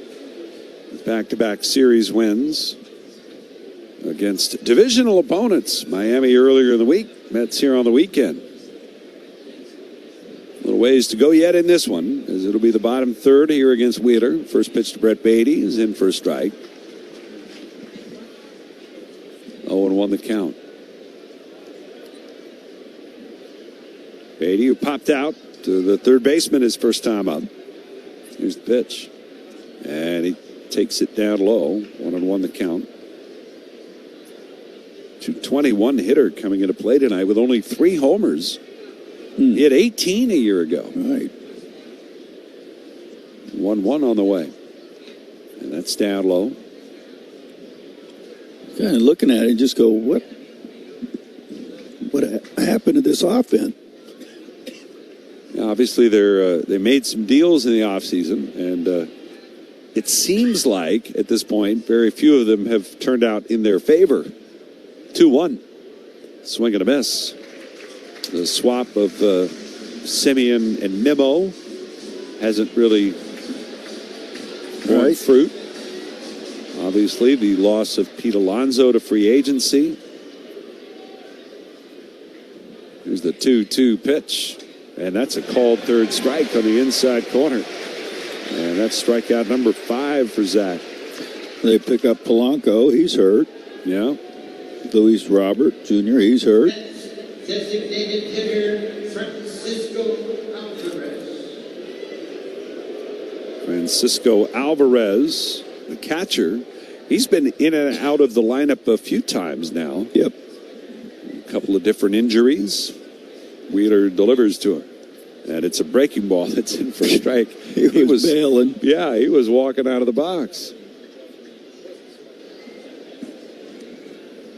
0-1 the count. The pitch. That's outside. Mets back in their full gray uniforms tonight. New York in blue letters, trimmed out in orange across the chest. And Alvarez getting a little mixed match with his accoutrements again tonight. He's back to the green cleats, the 1-1. And he fouls one down off that foot. And it bounds out in front of the plate. And Alvarez is going to go get it himself. People helping people. Yeah. Nice young man. Green cleats, pink gloves, pink arm guard, and we'll just throw uniforms in a tie-dye washing machine and no telling. 1-2 on Alvarez, and Wheeler with the pitch, way outside, missed badly.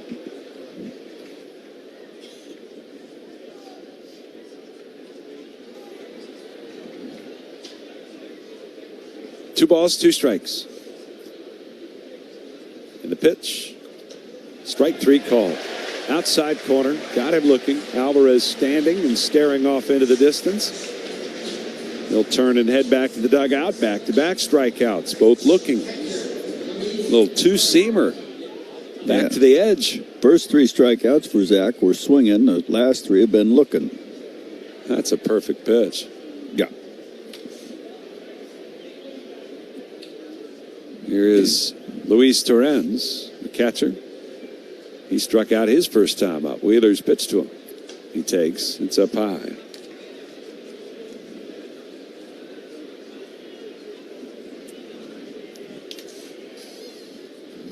One and 0. And Wheeler fires. Breaking ball in for a strike. 75 pitches for Zach. Starting to be a little more efficient here.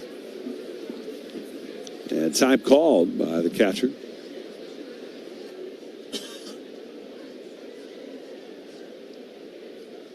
One ball and 1 strike. And the pitch. Swing and a miss. Fastball. 1-2 the count. 95 is pretty much where he's been sitting, except when he was probably a little angry about being on the mound 5 minutes early. He threw 97 in the first. Here's the 1-2 pitch on the way. Swing and a foul back into the screen. He had a sinker last inning at 97. This one, the 4-seamer at 96, just fouled off. He can reach back for a little extra every now and then when he wants it. Torrens waits. And Wheeler's 1-2. Popped up. And this one called for by Harper coming down from first base to the right of the mound. He'll make the catch. Sides retired. 2 strikeouts and an infield pop out. And it's a 1-2-3 frame for Wheeler. We'll go to the bottom of the 5th. Phillies 5, the Mets 1. Your mission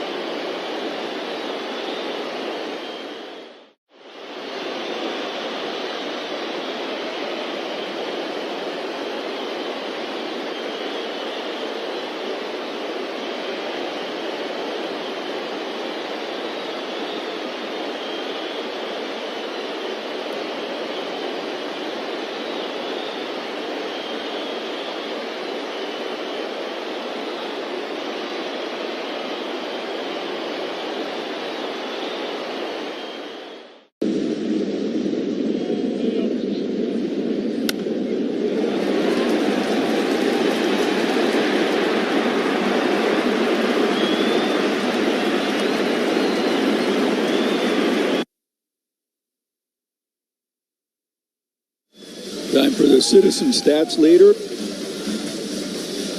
Travis Bazzana of Cleveland went 4 for 4 with 2 doubles and 2 home runs last night and drove in 5 as they beat up on Houston 8-1. Citizens, official bank of the Phillies. Mets will go to a new pitcher. It is right-hander Austin Warren out of the bullpen. 30 years of age, a product of UNC Wilmington. Austin Warren this year for the Mets, a 1-3 record of 2.63 earned run average. 21st appearance overall for the right-hander. His first pitch to Harper is swung on and hit foul out of play down the left side. Harper using that heavier bat again.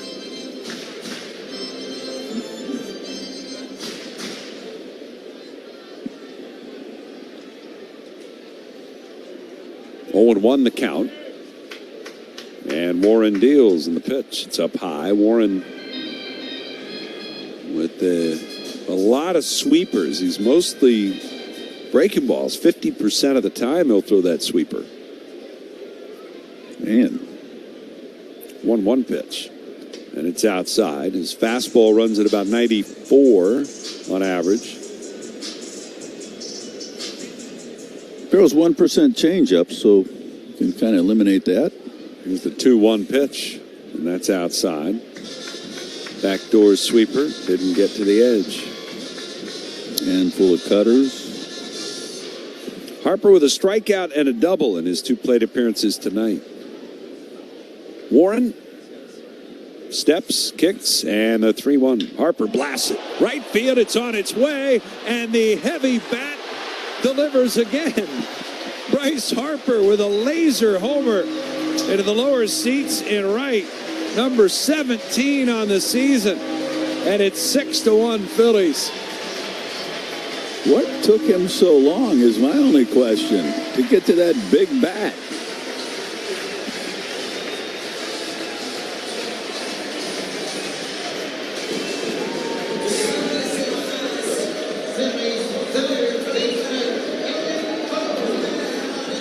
There's Alec Boehm. I don't know. Man. But what is he, 6 for 7 now? 6 for 7. 2 homers, 2 doubles, triple. Here's Boehm, a swing and a miss. And the 34-ounce bats are flying off the shelves at Victus. You know, Harper said today, he said he doesn't change all that often. A 1 pitch is a breaking ball that's a little bit wide. He does tinker now and then these days with the bats, but he also said that when he changes, his bat is so balanced that it doesn't bother him to change all that often. The pitch is in there for a called strike. And by that, I mean, I think what he's trying to say, it doesn't feel that much different in his hands. You talk to most hitters, it's change 4 or 5 ounces. That's a lot. 1-2. It's way outside with the breaking ball. Goes to the backstop. And it's 2 balls, 2 strikes. Well, if Harper does try and go for the cycle again tonight, he won't be able to do it in his first 4 at-bats. No. Warren, the 2-2. And that's inside. 3 balls, 2 strikes.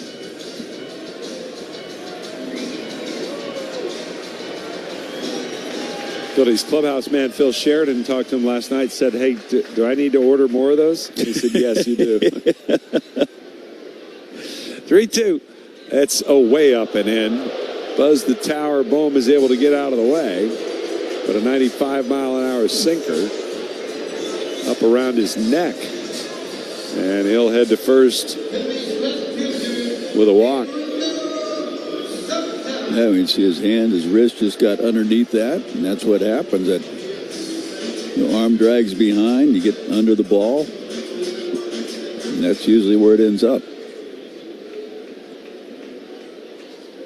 Here's Edmundo Sosa, who's 1 for 2 on the night. 6-1 Phillies in the 5th, the pitch. And it's a breaking ball in for a called strike. 0-1.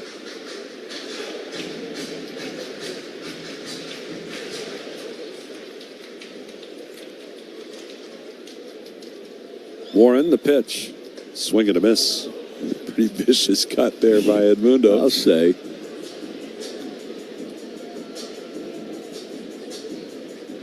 I see fastball, I swing hard. He swung hard, all right. 0-2 the count. And Warren ready. The pitch. Swung on, fouled. First base side. Young over to look, but it's into the seats.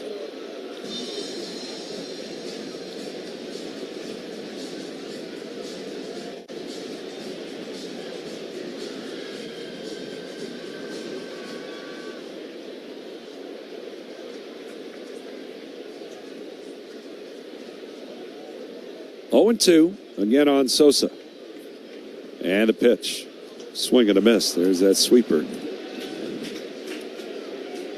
And so Warren records his first out via the strikeout here. That'll bring up Brandon Marsh. Marsh 0 for 2 tonight. Up against David Peterson.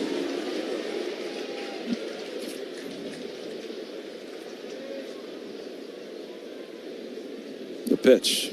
Brandon swings and misses. And it's 0-1.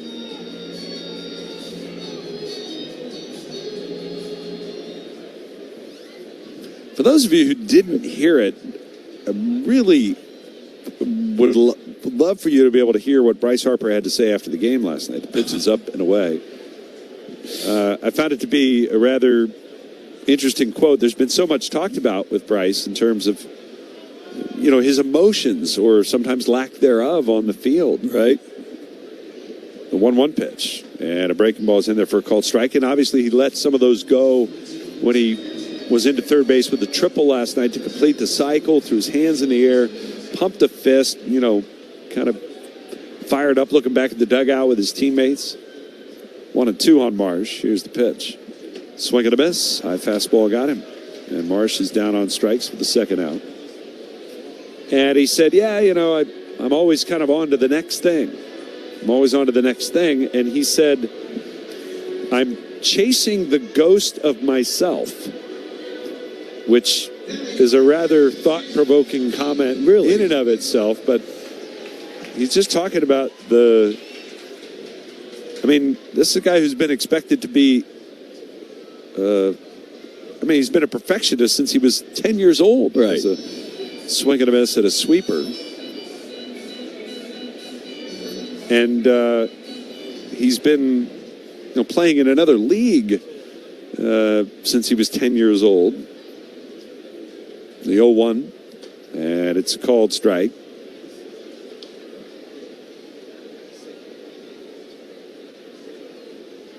Which gets the sense there's a lot he's thinking about there in terms of... Gotta be. The expectations to live up to, the 0-2 pitch, check swing, a little bit high. I liked when he said, I haven't had a cycle since his college days, I guess. 7 for 7 with 4 home runs, and I had the cycle. And he said something else, and he said, hey, wait, could we back up just a second? 7 for 7. He goes, you heard me right. Here's the 1-2. And it's hit on a line, caught at first by Young. And JT, for the second time tonight, is lined out hard to the first baseman. That'll do it for the Phillies, but another Harper home run, his 17th. His second hit of the night. One man left. We're through 5, and it's 7-1 Phillies.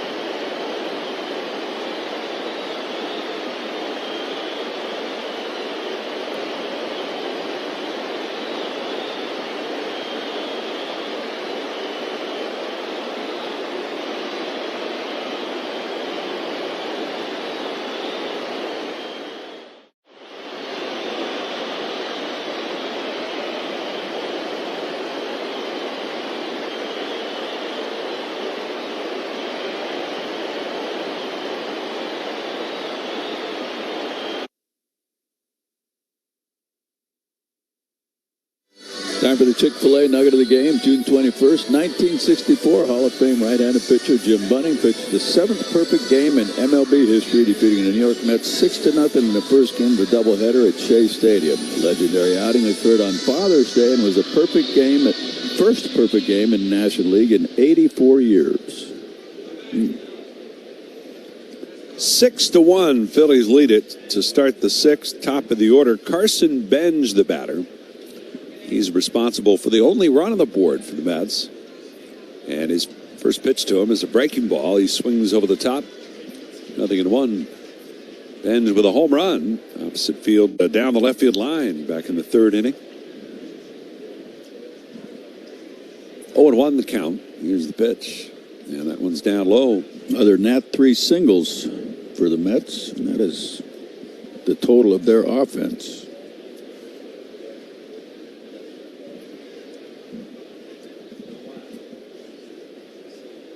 There's the wind and the 1-1 on the way. And that one missed inside. He was a teammate of Nolan McLean at Oklahoma State. McLean, of course, the great young pitcher for the Mets. Both of them were two-way players for time in college. In fact, McLean so much so that they called him the Cowboy Ohtani. The pitch is outside. Wow. But McLean only pitches now, and Benj only hits.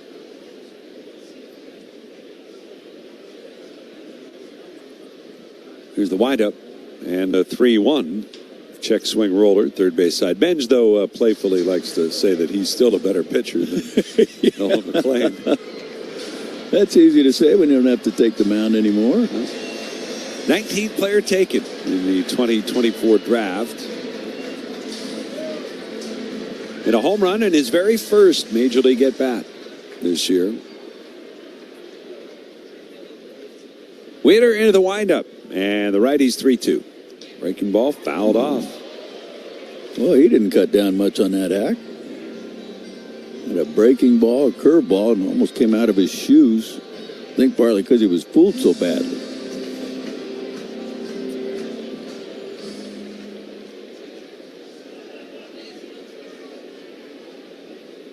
So Wheeler will try again here to start the 6th inning. Another 3-2 offer. Swinging a foul straight back. 96 on that sinker. Might have been up a little bit.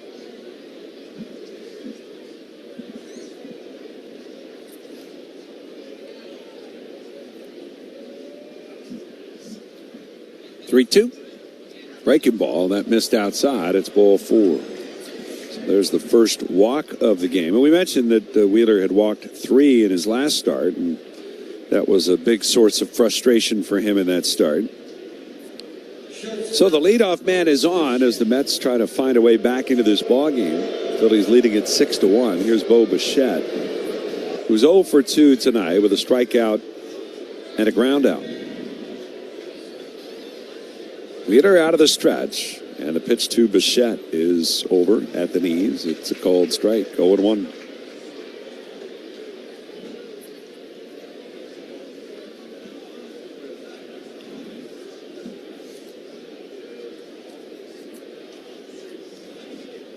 The stretch and the pitch. Swing and a miss. Bichette over the last 31 games, a .310 average, .516 slugging percentage. But the Phillies have cooled him off considerably here in this series. That they have. 0-2. Strike 3 called. He got him looking. Fastball, nothing fancy there. Bichette takes it for strike 3. That's the 7th strikeout for Zach Wheeler.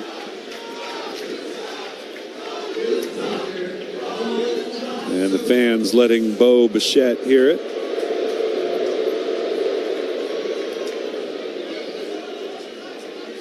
And to bring up Juan Soto, who singled his last time up, but inexplicably tried to stretch it to a double and was thrown out by 10 feet or more as he takes the first pitch down and in, ball 1.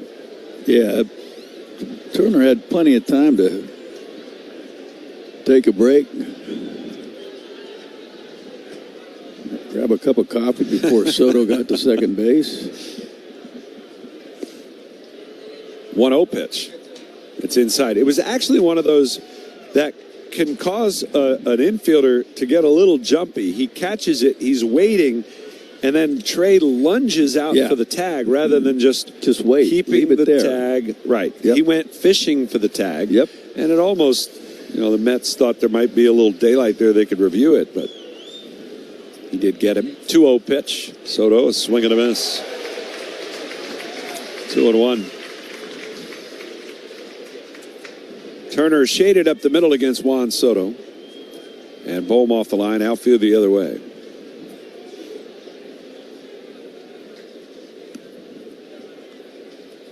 Benj, good speed, leads at first. The pitch. Soto takes, just missed. Boy, he threw the cutter in there the pitch before, and he swung over the top of it and come back with the four-seamer right just off the plate. It was a great pitch. And a lot of guys are going after that. Yeah. But Soto with an advanced eye, of course, at the plate. 3-1 offer. And it's outside. It's ball 4. So there's the second walk of the inning. And with that, let's pause for station identification. This is the Philadelphia Phillies Radio Network.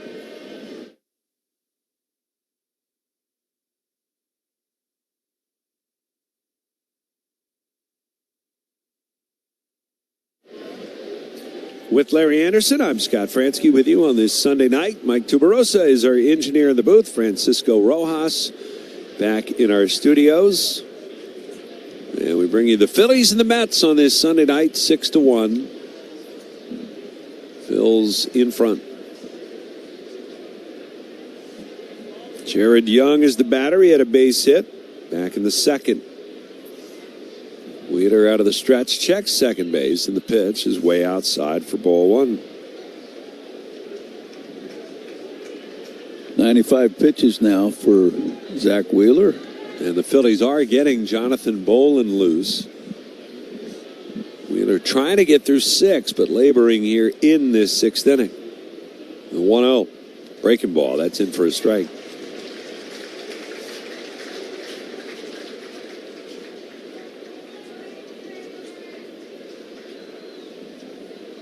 One ball, one strike. Wheeler's ready. And the pitch to Young. Swing and a miss. And it's 1-2. Fastball at 96. Here on his 97th pitch of the night. 1 out, 2 on for the Mets. Phillies lead 6-1. The stretch. And Wheeler's 1-2. Breaking ball. Missed down and away. Same way he got him back in the 4th inning. Yep.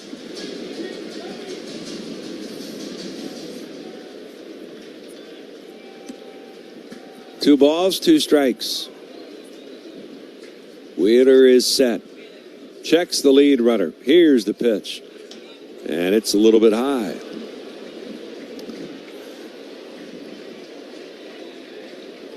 So the count's full now. Again, Benj out at second, Soto at first. They both walked. It's time for a double play. Pitch number 100 on the night for Zach Wheeler. He's ready. Here it comes. Swing and a foul ball out of play, left side, down the line. Wheeler only once prior to tonight has gone over 100 pitches. That was 7 innings of work against the Padres back on June the 4th. He threw 104. So approaching his season high right now. 3 balls, 2 strikes. Wheeler's ready. Looks back at second, the pitch. And it's down low, ball 4. He walked him. He just yanked that one. And the bases are loaded for the Mets.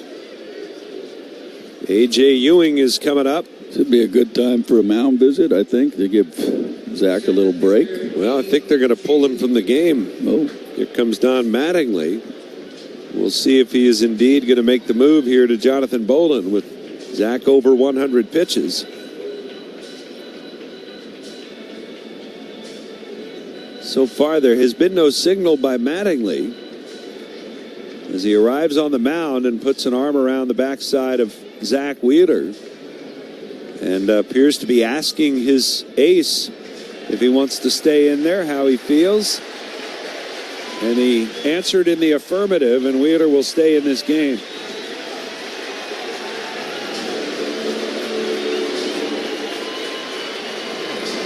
Nobody knows Wheeler like Wheeler.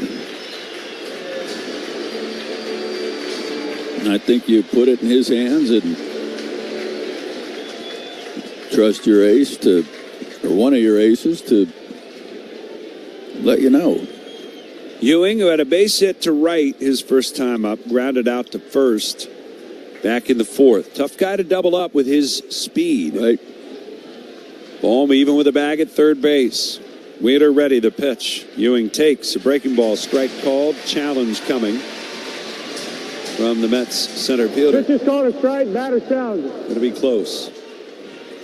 Might have just missed outside. And it did.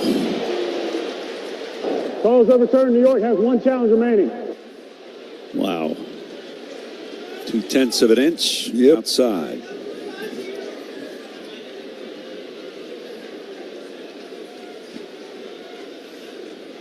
Wheeler ready at the letters. The 1-0. And that one missed outside as well. So he's walked 3 in the inning after not walking a batter all night. The Mets are down by 5 runs, but trying to get back in it. They've got a golden opportunity with 1 out, and the base is full. 2-0 count. Here's the pitch. Swinging a ground ball towards first. Harper's got it. Spins. Fires to second. They get 1. Throw back to first. Not in time. It's a 3-6 fielder's choice. Put out at second. That's out number 2. A run is home, so it's 6-2. And with runners on the corners, it's going to be Marcus Semien coming up, and that will, in fact, do it for Zach Wheeler.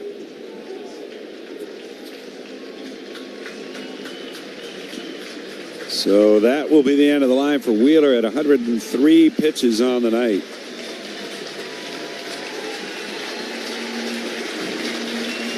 Fourth straight year, Wheeler has towed the rubber on Father's Day, and he leaves in position to win his third of those 4 starts. Held apart, Jonathan Bolin on his way in.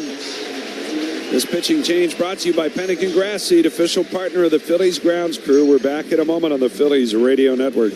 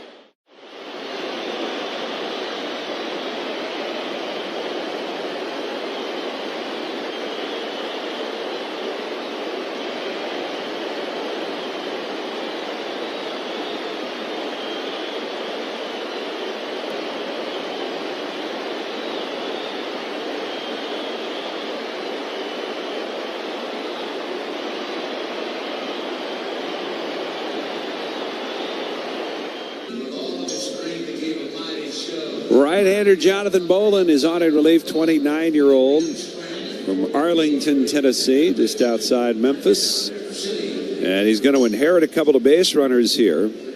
As the Mets have runners on the corners, there are 2 outs in the inning, and it'll be Marcus Semien to the plate.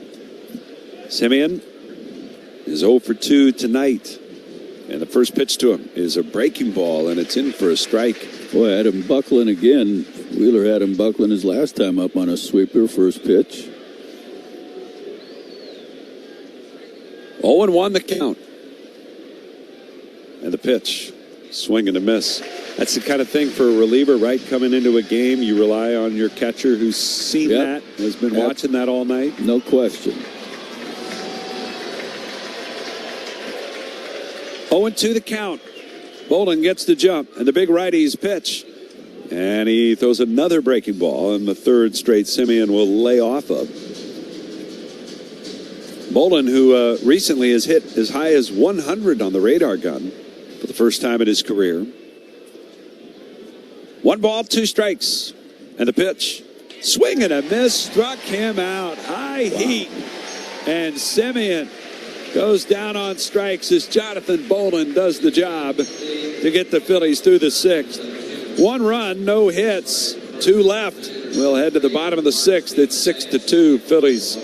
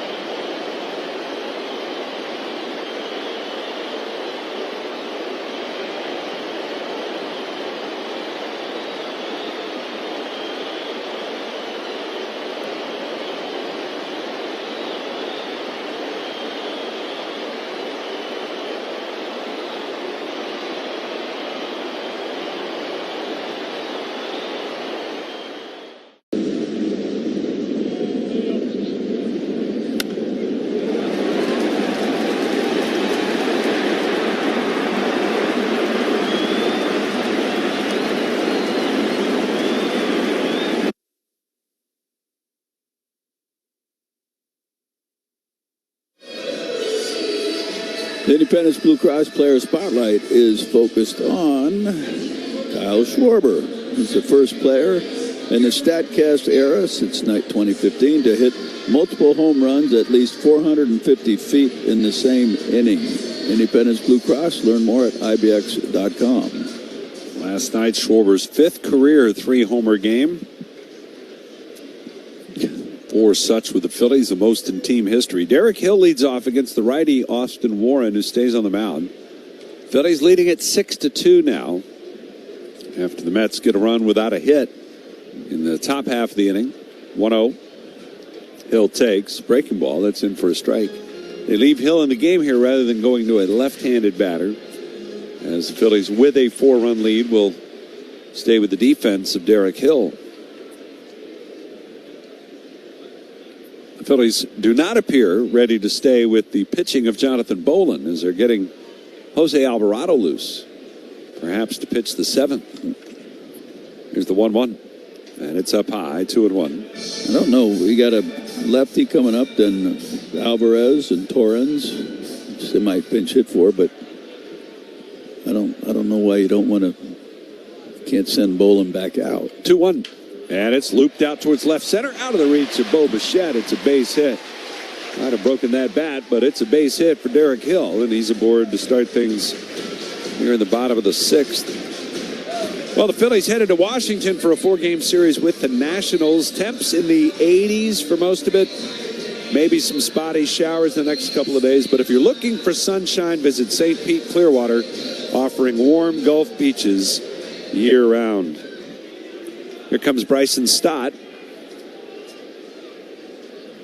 Stott 1 for 2 on the night. Hill leads at first. Here's the pitch. And it's outside for ball 1.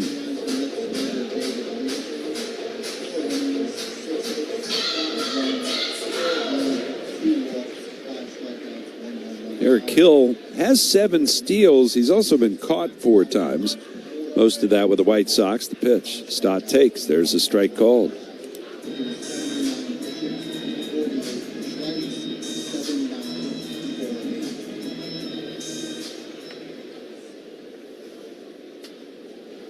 1 ball, 1 strike.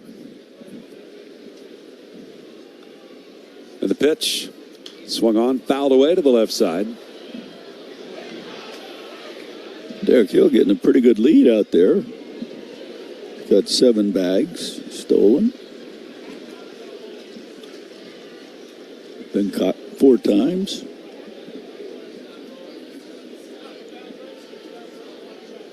One ball, 2 strikes. The pitch.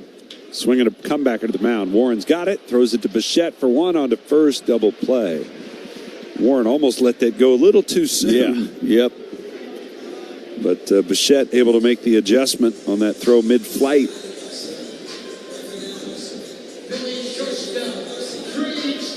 And it'll bring up Trey Turner with 2 outs and nobody on. Well, great job by Bolin to come in there and put out the fire. And as you noticed, going to commercial break, it was Zach Wheeler right there on the top step. Yep. There to shake his hand. The pitch to Turner. Breaking ball, missed outside. 1 ball to no strikes. Trey has been aboard twice tonight, a walk and a single. He has scored a couple of runs, the pitch. And that's outside. Nobody else warming in the Mets bullpen, so even if Turner reaches, they'll still have the righty out there to face Kyle Schwarber, who waits on deck. The 2-0 pitch. Turner takes. That one catches the corner for a strike called. It's 2-1.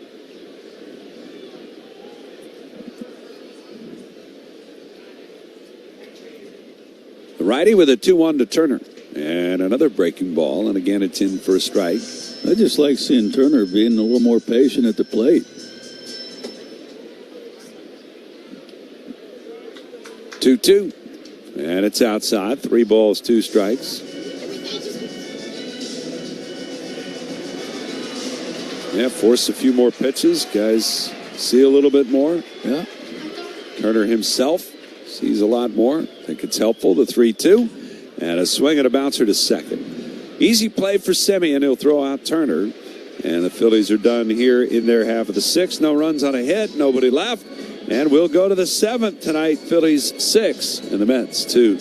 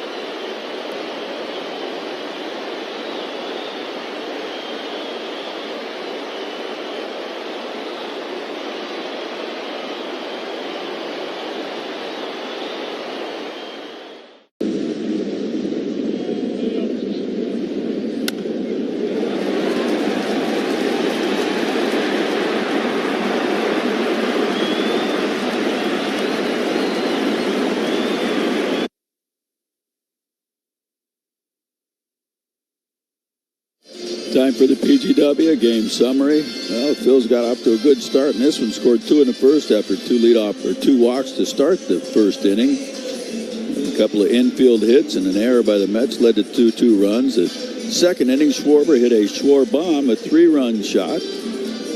After Stott and Turner got on with base hits. Harper hit a solo shot in the 5th off of Austin Warren, and with his big bat, he's 2 for 3, the double and a home run.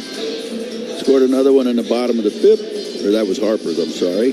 And the Mets scored 1 in the third, 1 in the sixth.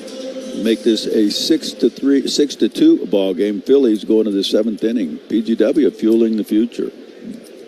Eric Wagaman leading it off as a pinch hitter because the Phillies have gone to the lefty Jose Alvarado, whose first pitch is on the way, and he misses up and away for ball one. Alvarado coming off back-to-back bad outings. And he's been entrusted with a 4-run lead here to start the seventh inning. He and his .658 earned run average. Wagaman, right-handed batter, batting for Beatty, and the 1-0. And that's in there for a called strike. Wagaman last year got into 140 games for Miami.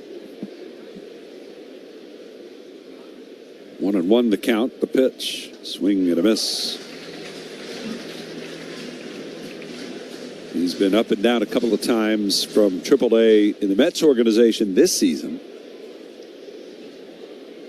Not many at-bats so far. 1-2 the count. Alvarado's pitch. It's up high.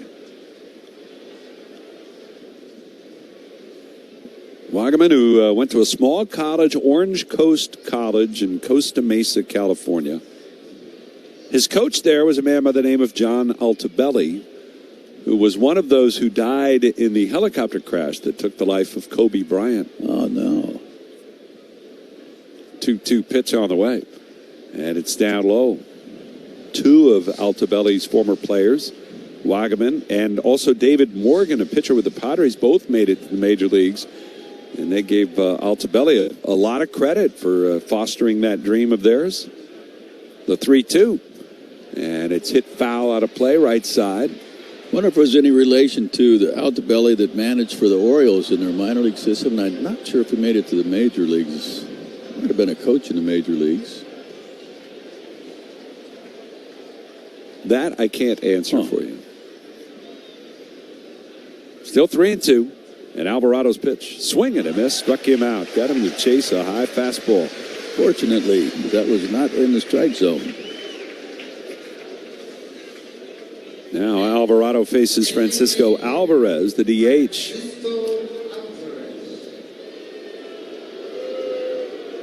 Alvarado against the Mets on Thursday night allowed 3 runs in an inning of work as the Mets broke open a tie game. Here's a swing and a miss. And the Phillies give Alvarado another chance right away to get back at it. He's had all those problems with left-handed hitters. 0-1 the count. Here's the pitch. And a swing and a miss. I wonder why he would pinch hit. Well, yeah, the Mets go to Beatty, and in a way that plays into the Phillies' hands somewhat.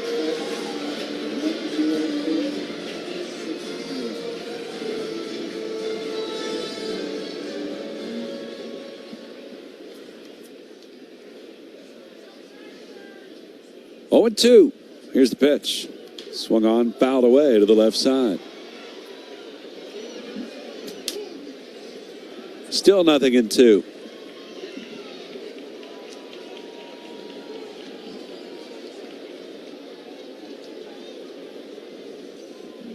Alvarado's pitch on the way. It's down and in. Alvarado with those light blue cleats on tonight.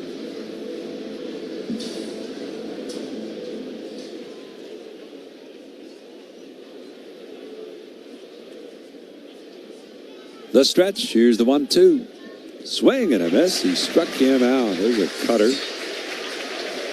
Phillies are trying to dig in a little bit on Alvarado and what's gone on, what's gone so wrong with his stuff against lefties. And in some respects, they feel like it might be related to just a pitch mix and kind of a locational mix with lefties. Maybe they've gotten a little too comfortable. And for a guy who throws 98, you got to make him a little uncomfortable. Here's a swing and a ground ball just foul down the first base line off the end of the bat. I think, too, if you go back and just look at where the pitches are, that's going to give you a pretty good indication, too, I think, because the balls the lefties hitting off them they're not cheap shots. They're barreling balls up. And I just don't think you're going to do that if you're making good pitches against the hitters, location-wise.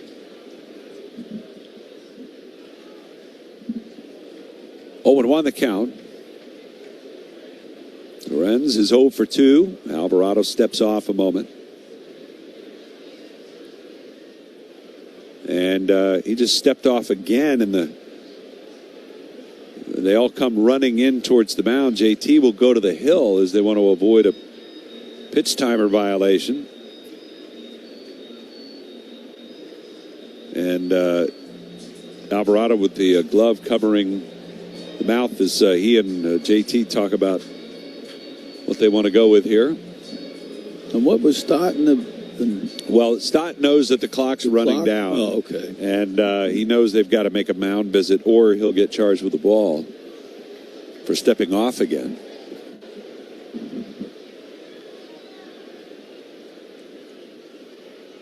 Oh, 1. Down and away. That's again, I just think they need to visit that, the pitcher, giving a pitcher a timeout. Yeah. I just... 1 ball, 1 strike. The pitch. Down and in. My feeling is I don't understand why the hitter needs a timeout. I mean, they've got time. Why do they need a timeout? And they get 1 every single at-bat. Every at-bat. So why can't a pitcher get a timeout every single at-bat? You know, it's... 2-1 pitch. Swung on, lined over the leap of Harper. It's into right field for a hit. Wasn't hit hard. Just punched it off the end of the bat. And he's aboard, and that'll bring up Carson Benj. And the Phillies have been getting Orion Kerkering loose. And it looks like Caleb Cotham is going to be headed to the mound to make a visit. Alvarado looked fine. He had struck out the first 2 batters. And then all of a sudden stepped off twice there against Torrens and really seemed kind of out of sorts. And then again, come back with a sinker, belt high, outside corner. But if that's down, he doesn't hit it. If he does, it's a little dribbler in the right side of the infield. But because it's belt high, he can get more of closer to the barrel on it and get it up in the air and get it into right field. And that, to me, that's the part of the thing about the location. Like, you make better pitches, you're not going to give up as much damage. Well, mound visit is over, and Alvarado requests a new baseball. Benj, who has been really good against lefties, he's certainly held his own as a young left-handed hitter. And he's going to face Alvarado. And again, the numbers, lefties are hitting .391 against Jose this year. A .972 OPS. And the first pitch to him is just off the plate away. 1-0 to count.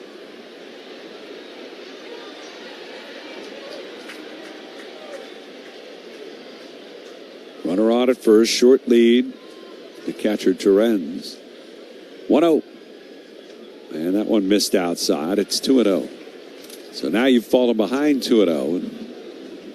Advantage Carson Benj.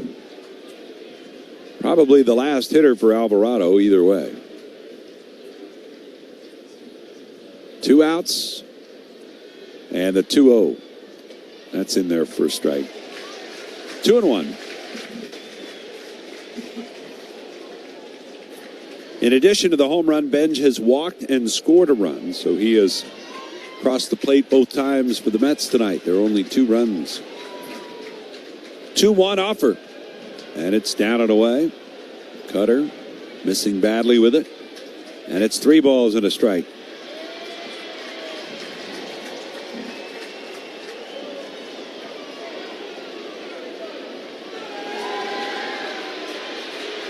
Alvarado.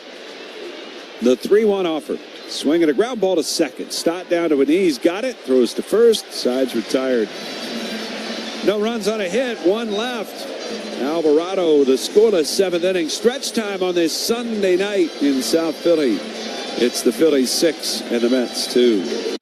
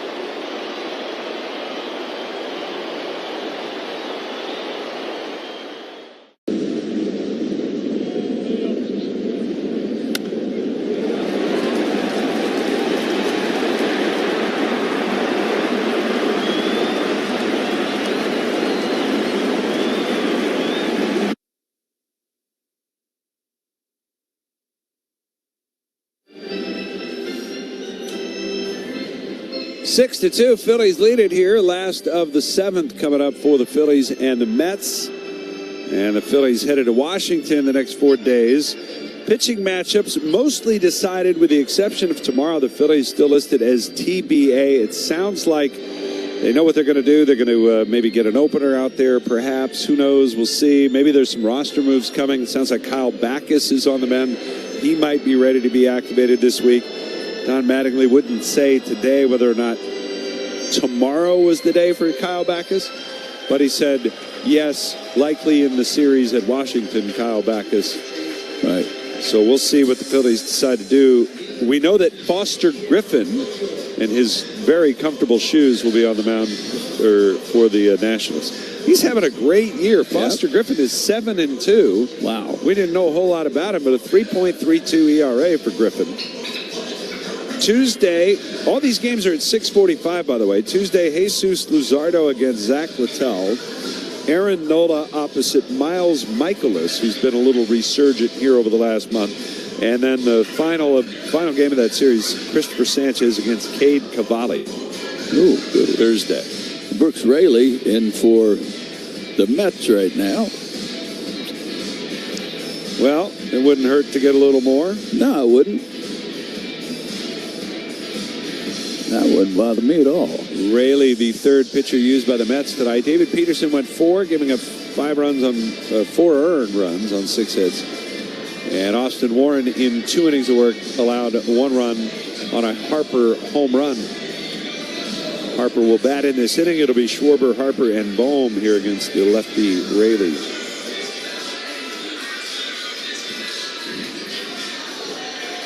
And if you're bat tracking, we do believe, we're pretty certain of this, that Harper is 2 for 2 tonight with that 34-ounce bat, which he says is likely heavier. He said it's likely 35 ounces or more. Looks like the same one in his hands now in the on-deck circle. And we believe that bat is now 6 for 7. Wagaman takes over at third base after pinch hitting for Beatty. Straight up change there. And the first pitch to Schwarber is in for a strike. Brooks Raley, 2-1 at 2.00 earned run average. The pitch. Check swing foul ball coming back. And right down below us. Didn't quite make your buddy in the Anderson powder blue jersey. Come on, cuz. Got a little leery of that railing, I think. Didn't quite make it up here. I would not have advised him to go after that one. Schwarber with a 3-run home run back in the 2nd inning. His 4th home run of this series.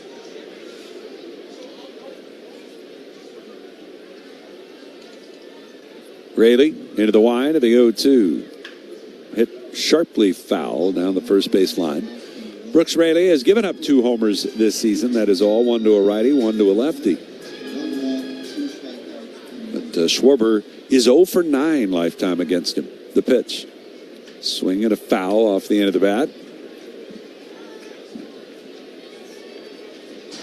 Schwarber gives a big sniff to the cup on the end of the bat there after fouling that one off.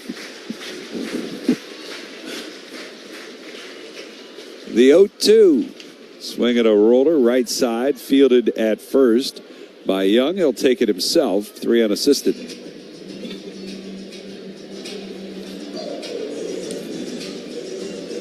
So here comes Harper.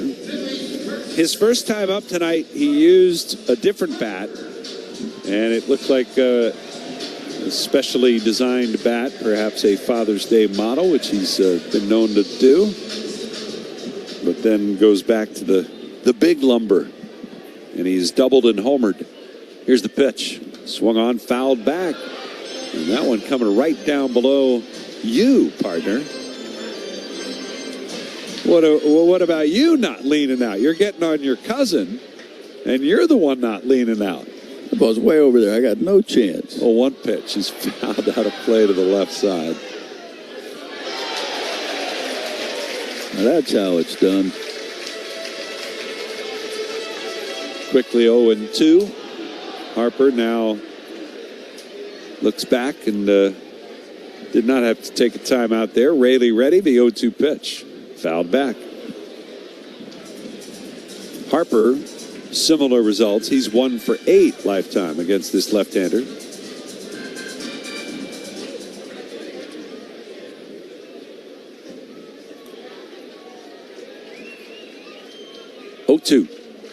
It's up high. Lefty's hitting just 171 against him. Oh.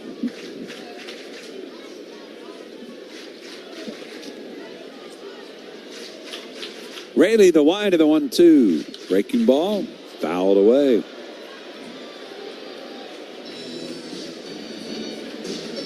Harper now, as it stands at this moment, has 6 hits in 11 at-bats in this series, 2 homers, 5 extra base hits total. Here's the 1-2. Swung on, lined up the middle, a base hit.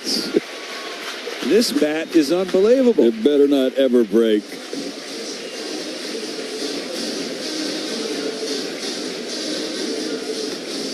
So, I mean, he's 8 for 9 now?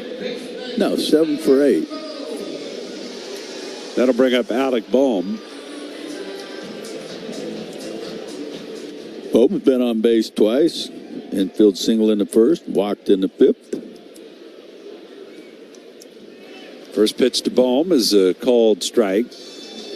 What did we decide? 7 for 8? 7 for 8, I believe. What, 4? Was 4 for 5 last yesterday. night. Yeah. And 3 for 4 today. Well, 3 for 3 with that bat. Yeah. So the pitch is up high. 7 for 8. Oh, a couple of math geniuses up here. Yeah.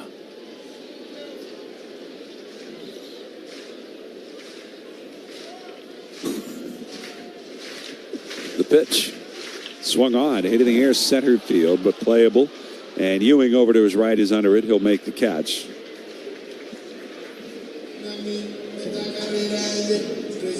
Two down. Here comes Edmundo Sosa. 6-2. Phillies lead it. Bottom of the 7th. Kerkering continues to throw. He's got company now up on the mound in the Phillies bullpen. Another right-hander.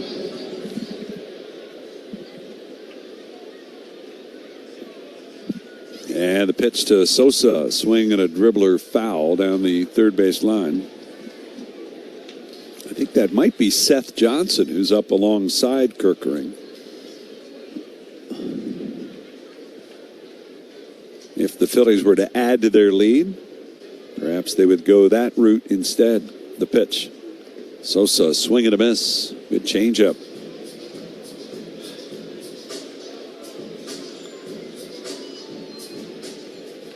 I don't.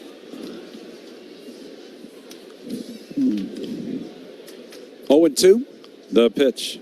Breaking ball, fouled away, first base side. I don't see a need for 2 right-handers up together. I understand if you're getting 2 guys loose, if you get somebody loose, chances are you want to use them if you're getting them hot. Kerkering started warming in the top of the 7th when Alvey was still on the mound. 0-2 pitch, and it's grounded foul, third base side. So he's certainly warmed and ready and really just trying to stay warm right now. But you figure he's hot enough, you might as well go ahead and use him. Yeah.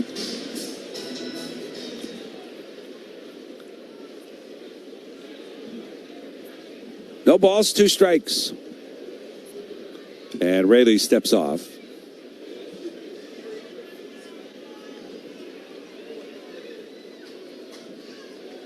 The pitch by Raley, and it hit him. I hope that got the elbow guard. He was spinning out of the way. The elbow guard of the shoulder. And so Raley hits Sosa as that was coming up and in. And, I think it got the outside of that elbow protector. Yep.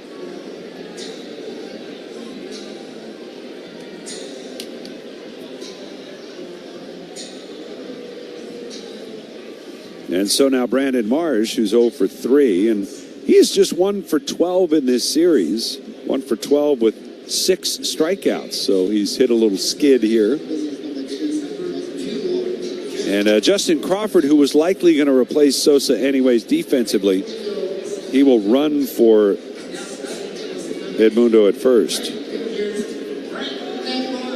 And here is Marsh.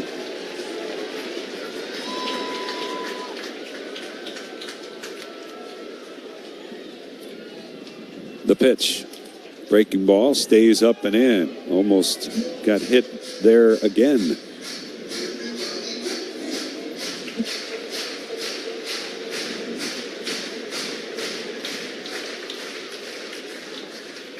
One ball, no strikes.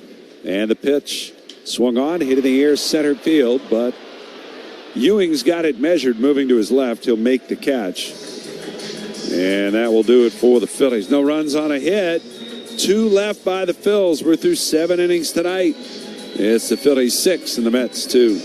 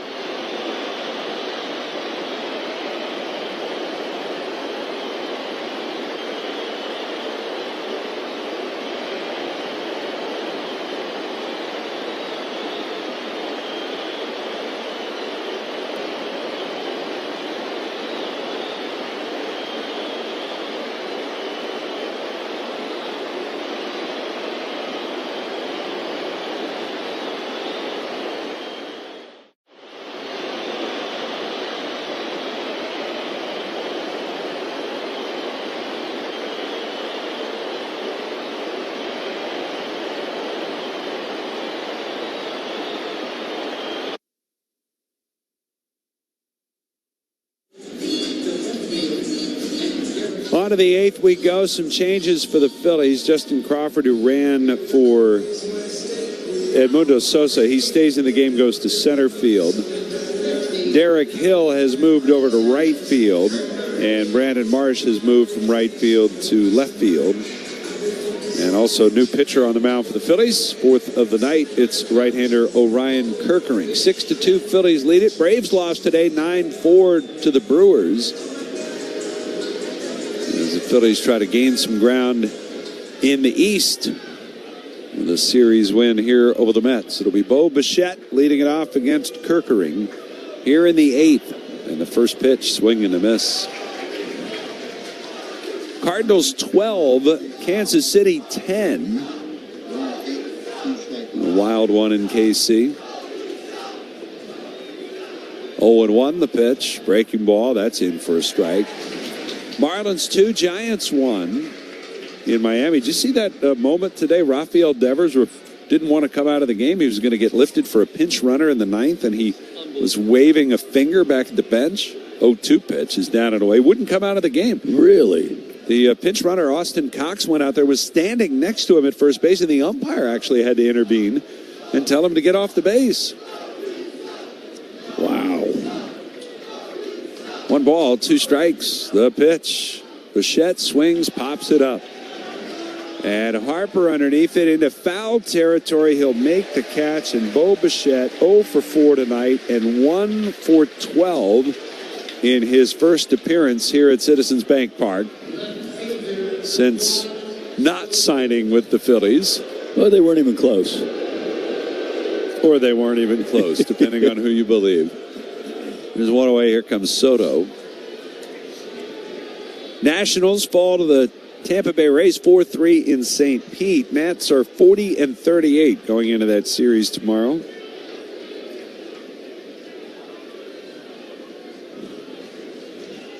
Out-of-town scores, as always, brought to you by Oliver Heating, Cooling, Plumbing, and Electrical. You'll feel the difference. The 1-0 up high, goes all the way to the backstop.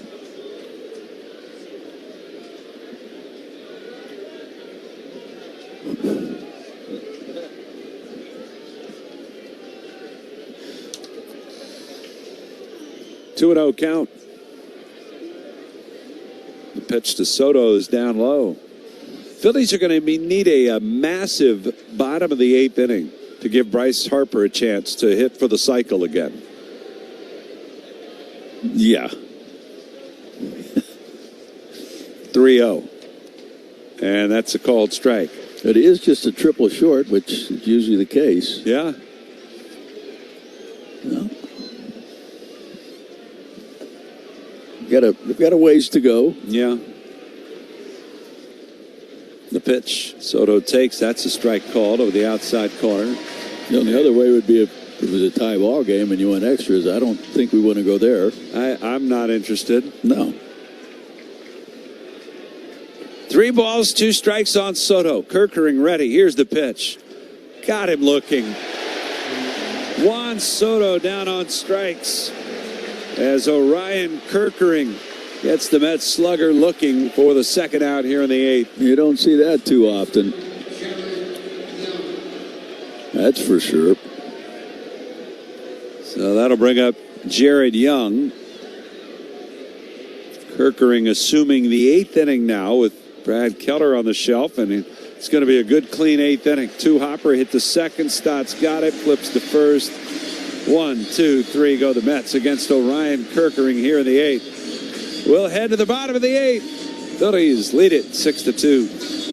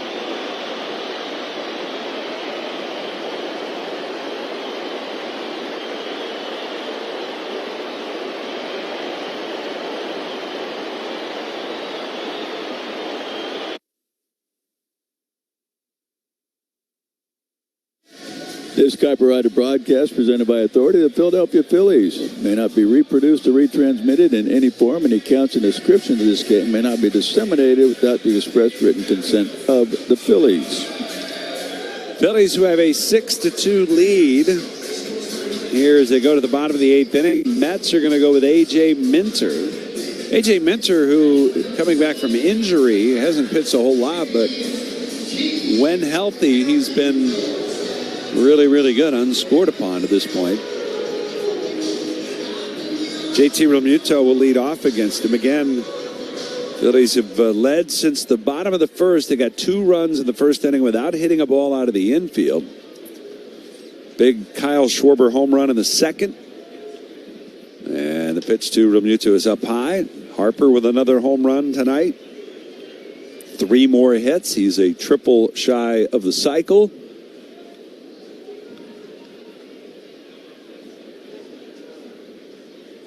One and 0 the count. And the pitch. It's up high. Phillies would need some base runners. Harper due up 6th.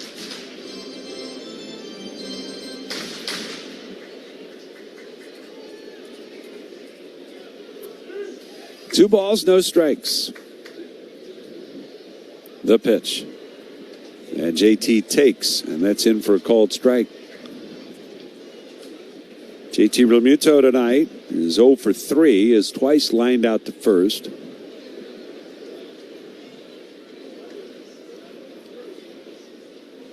Two balls and a strike. And the pitch. Swing and a high fly ball. Left center field. Playable for Ewing, Soto, both there. Ewing calls and makes the catch. There's out number 1. You know, every time they show John when he's all dressed up, you know, he doesn't dress up, obviously, when he's doing the local telecast. But he shows up in the white shirt, the tie, and the hair slicked back, and he can't wear the hat. I just can't not think of Dennis Hopper and Hoosiers when he gets handed the keys to the team, you know. Handed the clipboard and... I don't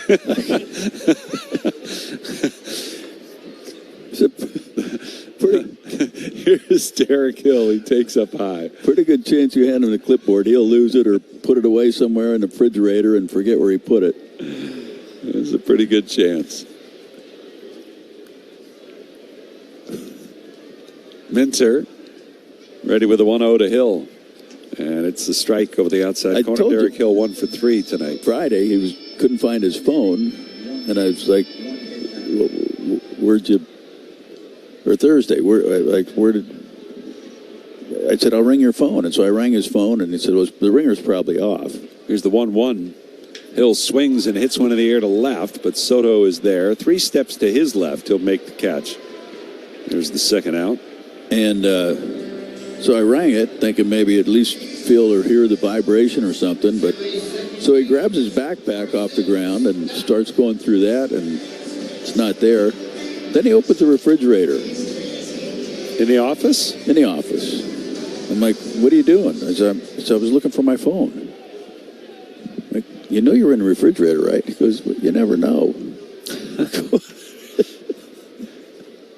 Here's Stott, and the pitch to Bryson is in for a called strike. But what was worse... I'm telling you, there are people out there right now that are hearing you tell the story, and they're saying, you know, I did that once. Put my phone in the fridge. I guarantee you there's a handful of people that are saying that right now. I guarantee you there's not a handful of people telling you what he told me after that.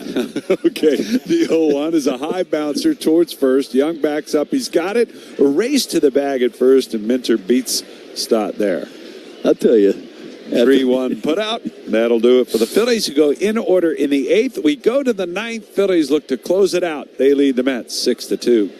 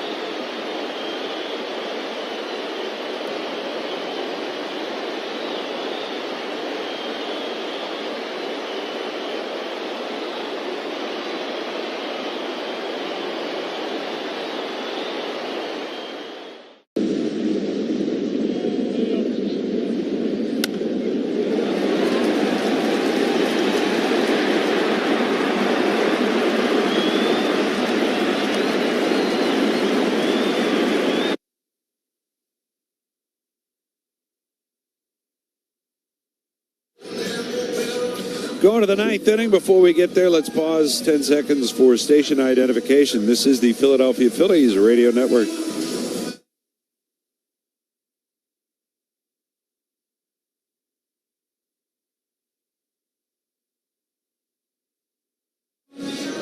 So after he didn't find his phone in the refrigerator, when I asked him, he's like, you never know. I said, well, I got to tell you. He said, no, I can't tell you. I'm like, you already opened the box. You got to tell me. He goes, well, I was filling the fridge at home with water. I put the water bottles in, and a little later I got thirsty. Let me go grab a bottle of water. I went and I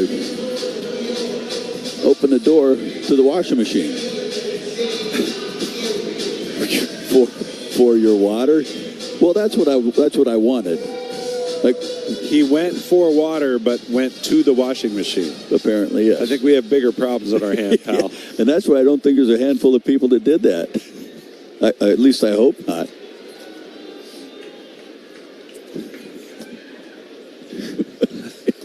Can't make it up. Oh, Johnny. He's all ours, except for tonight when he's on national TV. Here's a swing by A.J. Ewing at the first pitch from Johan Duran. And he fouls it off. 0-1 the count. Duran with 18 saves so far this season. That's not a save opportunity with a 4-run lead here in the ninth. 6-2, Phillies lead it. And the pitch. It's outside. Ewing drove it a run with a ground out back in the sixth inning. That was the last batter faced by Zach Wheeler in this one. He goes 5 2/3. Charged with 2 runs on 4 hits. He walked 3 batters tonight, all of them in that sixth inning.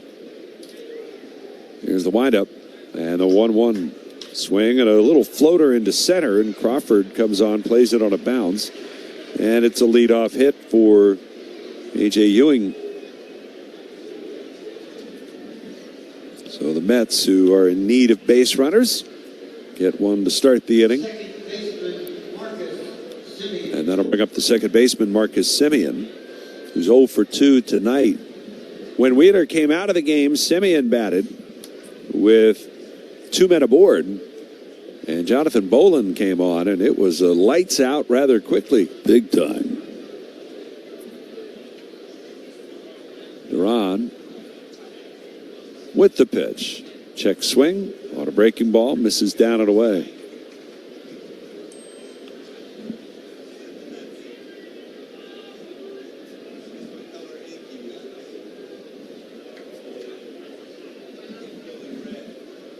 The stretch and the pitch. Swung on, hit deep, but foul down the left field line, out of play. Duran, who got into last night's ball game, threw a scoreless inning in a 15-3 lopsided affair, but had not pitched in a full week. He went Saturday to Saturday between appearances. Semien, the pitch, a swing and a miss. 100-mile-an-hour fastball there from Duran. So a little surprised at this appearance after not pitching for a week, and then you go back-to-back days when one of them's not a save situation. 1 ball, 2 strikes. And the pitch. And it's outside. Well, I do think, much like the manager before Don Mattingly, Don still views 4 runs, especially in a park like this, as still kind of a save spot. Right. 2-2 on the way. Swing and a miss. And that is the first out. And now we'll get another pinch hitter in this spot in the order. Batting for Wagaman will be M.J. Melendez. J. Melendez.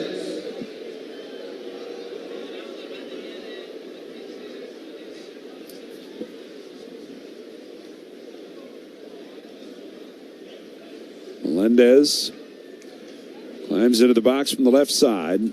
He's a 191 hitter on the year. Now time called. Duran stepping off as Harper announces to Duran over there that he's playing behind the runner.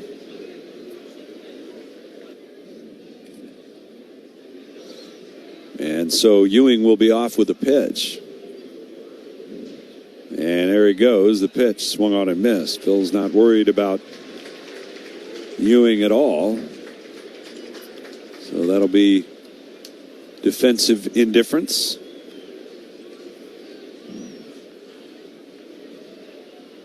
Defensive indifference. The 0-1. Swing and a foul tip down to the plate.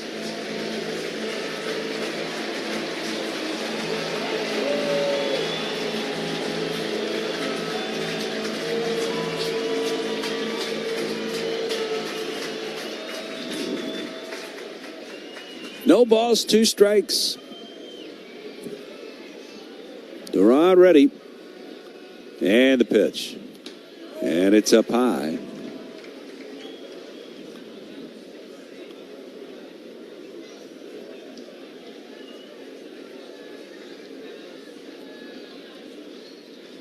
One ball, 2 strikes. And Duran ready again. And here's the pitch. Swing and a foul tip. This time JT hangs on, and Melendez down on strikes for the second out here in the ninth. Man, that just bottoms out. It's like unhittable.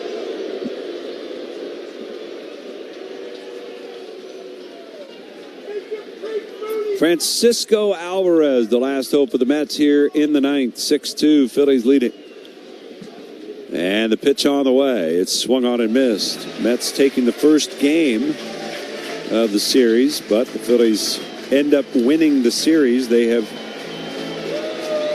been pretty dominant against teams in the East here at home over the last few seasons.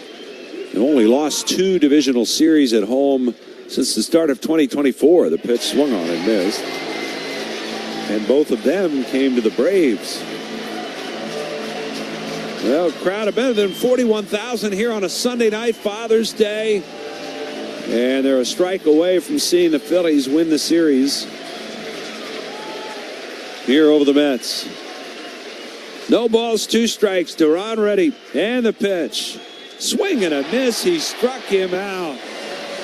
And Duran, after the leadoff hit, 3 straight strikeouts. That'll close it out. And the Phillies beat the Mets 6-2. A Father's Day win that secures the series before heading out on the road.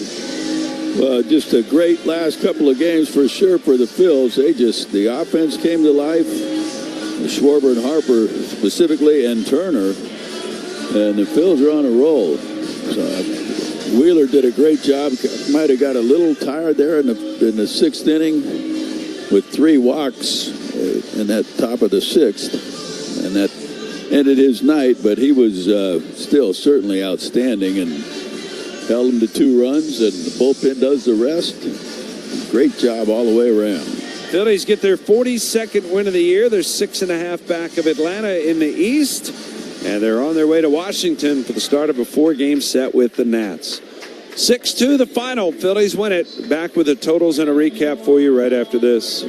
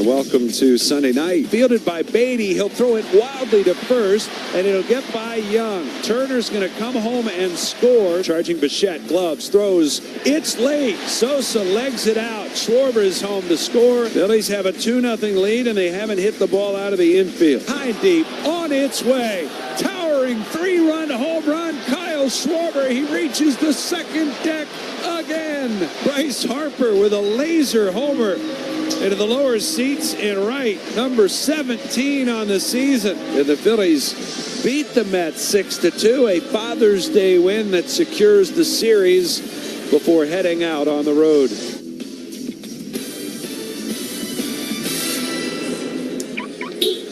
Those are your sounds of the game as the Phillies win it tonight 6-2. The final. Here are the totals for the Mets: 2 runs, 6 hits, 1 error, 6 left. For the Phillies, 6 runs, 9 hits, no errors, 6 left. Wheeler, the winner, he's 7-1 on the season.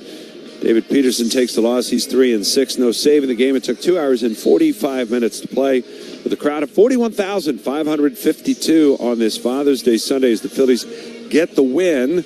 2 straight to close out the series. The Phillies now 42-35. They have improved to 33-16 record under Don Mattingly. The Phillies 34-17 since they ended that 10-game losing streak. And on a good roll, the Phillies win both series on the homestand. 2 out of 3 with Miami, 2 out of 3 with the Mets. And Larry, there's no question their 2 big bats came to play. Kyle Schwarber, Bryce Harper combined 13 for 25 in the series with 6 homers, 13 runs batted in, and 10 runs scored. 13 for 25. That's over 500. Yeah. Wow. That's talk about a couple of bats that have come to life. I mean, they both have hit for the most part all year, but really just of late. That Harper kind of was in a slump, but he came out of that with that big bat now. I'm sure he's going to take that to D.C. with him, and Schwarber's been Schwarber, just doing what he does best, and that's hitting the ball out of the park. Yeah, I guess they're going to need to bubble wrap that table leg that Harper's been swinging with. We can talk about that another time. Right now, our star of the game tonight, his home run in the second inning broke this one open for the Phillies. His 4th homer of the series. Another second deck shot for Kyle Schwarber. He's our Chevrolet player of the game today. And Kyle, congrats on the win, and happy Father's Day, dude. Thanks, guys. Appreciate it. Happy Father's Day to you guys. Thank you. Happy Father's Day to all dads out there. Yeah. So I'm curious. You know, we've seen you now for quite a few years, and sometimes you get real hot, and you know, baseball goes up, so it goes down. Do you feel it coming on when you have a weekend like this, or is it sometimes come on without warning, if you will?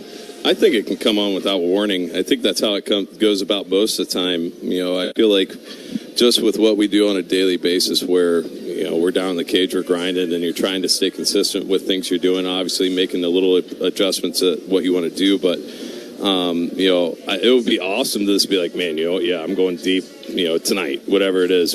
And don't get me wrong, there's going to be times you're going to go out there, you're going to be talking, and you're going to be like, man, you know, I just feel great. But most of the time, I just feel like it comes on just out of nowhere, and you're like, nice little surprise. Is there anything like you feel with this swing, or can you go back and look at it and go, I felt this or I felt that on a ball you hit out versus a ball you ground out on? Yeah, oh yeah. I mean, I feel like the biggest thing is obviously, you know, probably contact points and things like that. If you're on time, if you're not on time, and I think the biggest thing is obviously what's going on in your head and what's telling you, right? Like those are kind of the self-check points that you want to go through. You know, looking back at your approach and what you were thinking during the at-bat and what would have caused the lead to, you know, maybe a early contact, a late contact, or maybe, you know, even going back on successful things and looking at, you know, trying to remember what your approach was during those times. So always going back and trying to hit those checklists are the things that we try to do. Well, you and Bryce, obviously, some really big games here this weekend, and it comes at a really good time, obviously, and an important time that you're back in divisional play and you're trying to keep this thing rolling. Yeah, exactly. You know, Harp had an amazing weekend, too.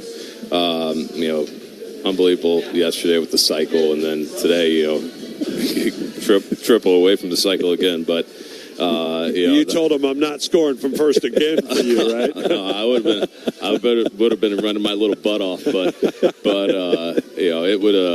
that would have been fun to see. But having great at bats, I felt like the whole lineup. Trey had some really great at bats tonight. Just going up and down the lineup, that guys are making their guy work. You see Bomer up there. I can keep going on. D-Hill. It was just impressive throughout the whole lineup. Stoddard just grinding these guys down and getting the pitch count up and getting them out early and getting into that pen. What size bat do you swing normally? I'm a guy who just doesn't change. I've swung the same bat since I've been in professional baseball. It's 34-31. 34-31. Yes. And I mean, Harp legit swinging that 34, or he says maybe 35 with the moisture baked in. Oh yeah, that's impressive. I wouldn't have the intestinal fortitude to try that in a game, but I'm happy that he's found that thing that's got him rocking and rolling right now.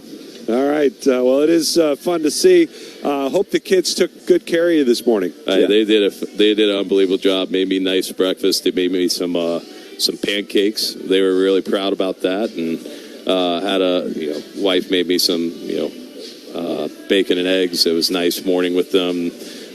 Got some gifts from them. They signed some baseballs for me, and it was nice. Pretty cool. It was a pretty cool morning. So these are days that you love to have with your kids. It's not about the game. It's about being the father figure for them, and it's always an honor to be their dad. Chocolate chip? Chocolate chip with some sprinkles in it. Awesome. Nice. Awesome. Sounds great. Kyle, appreciate the time as always, man. All right. Appreciate you guys. Have a good night. He is our Chevrolet star of the game, brought to you by your Philadelphia area Chevy dealers. Visit Chevrolet.com.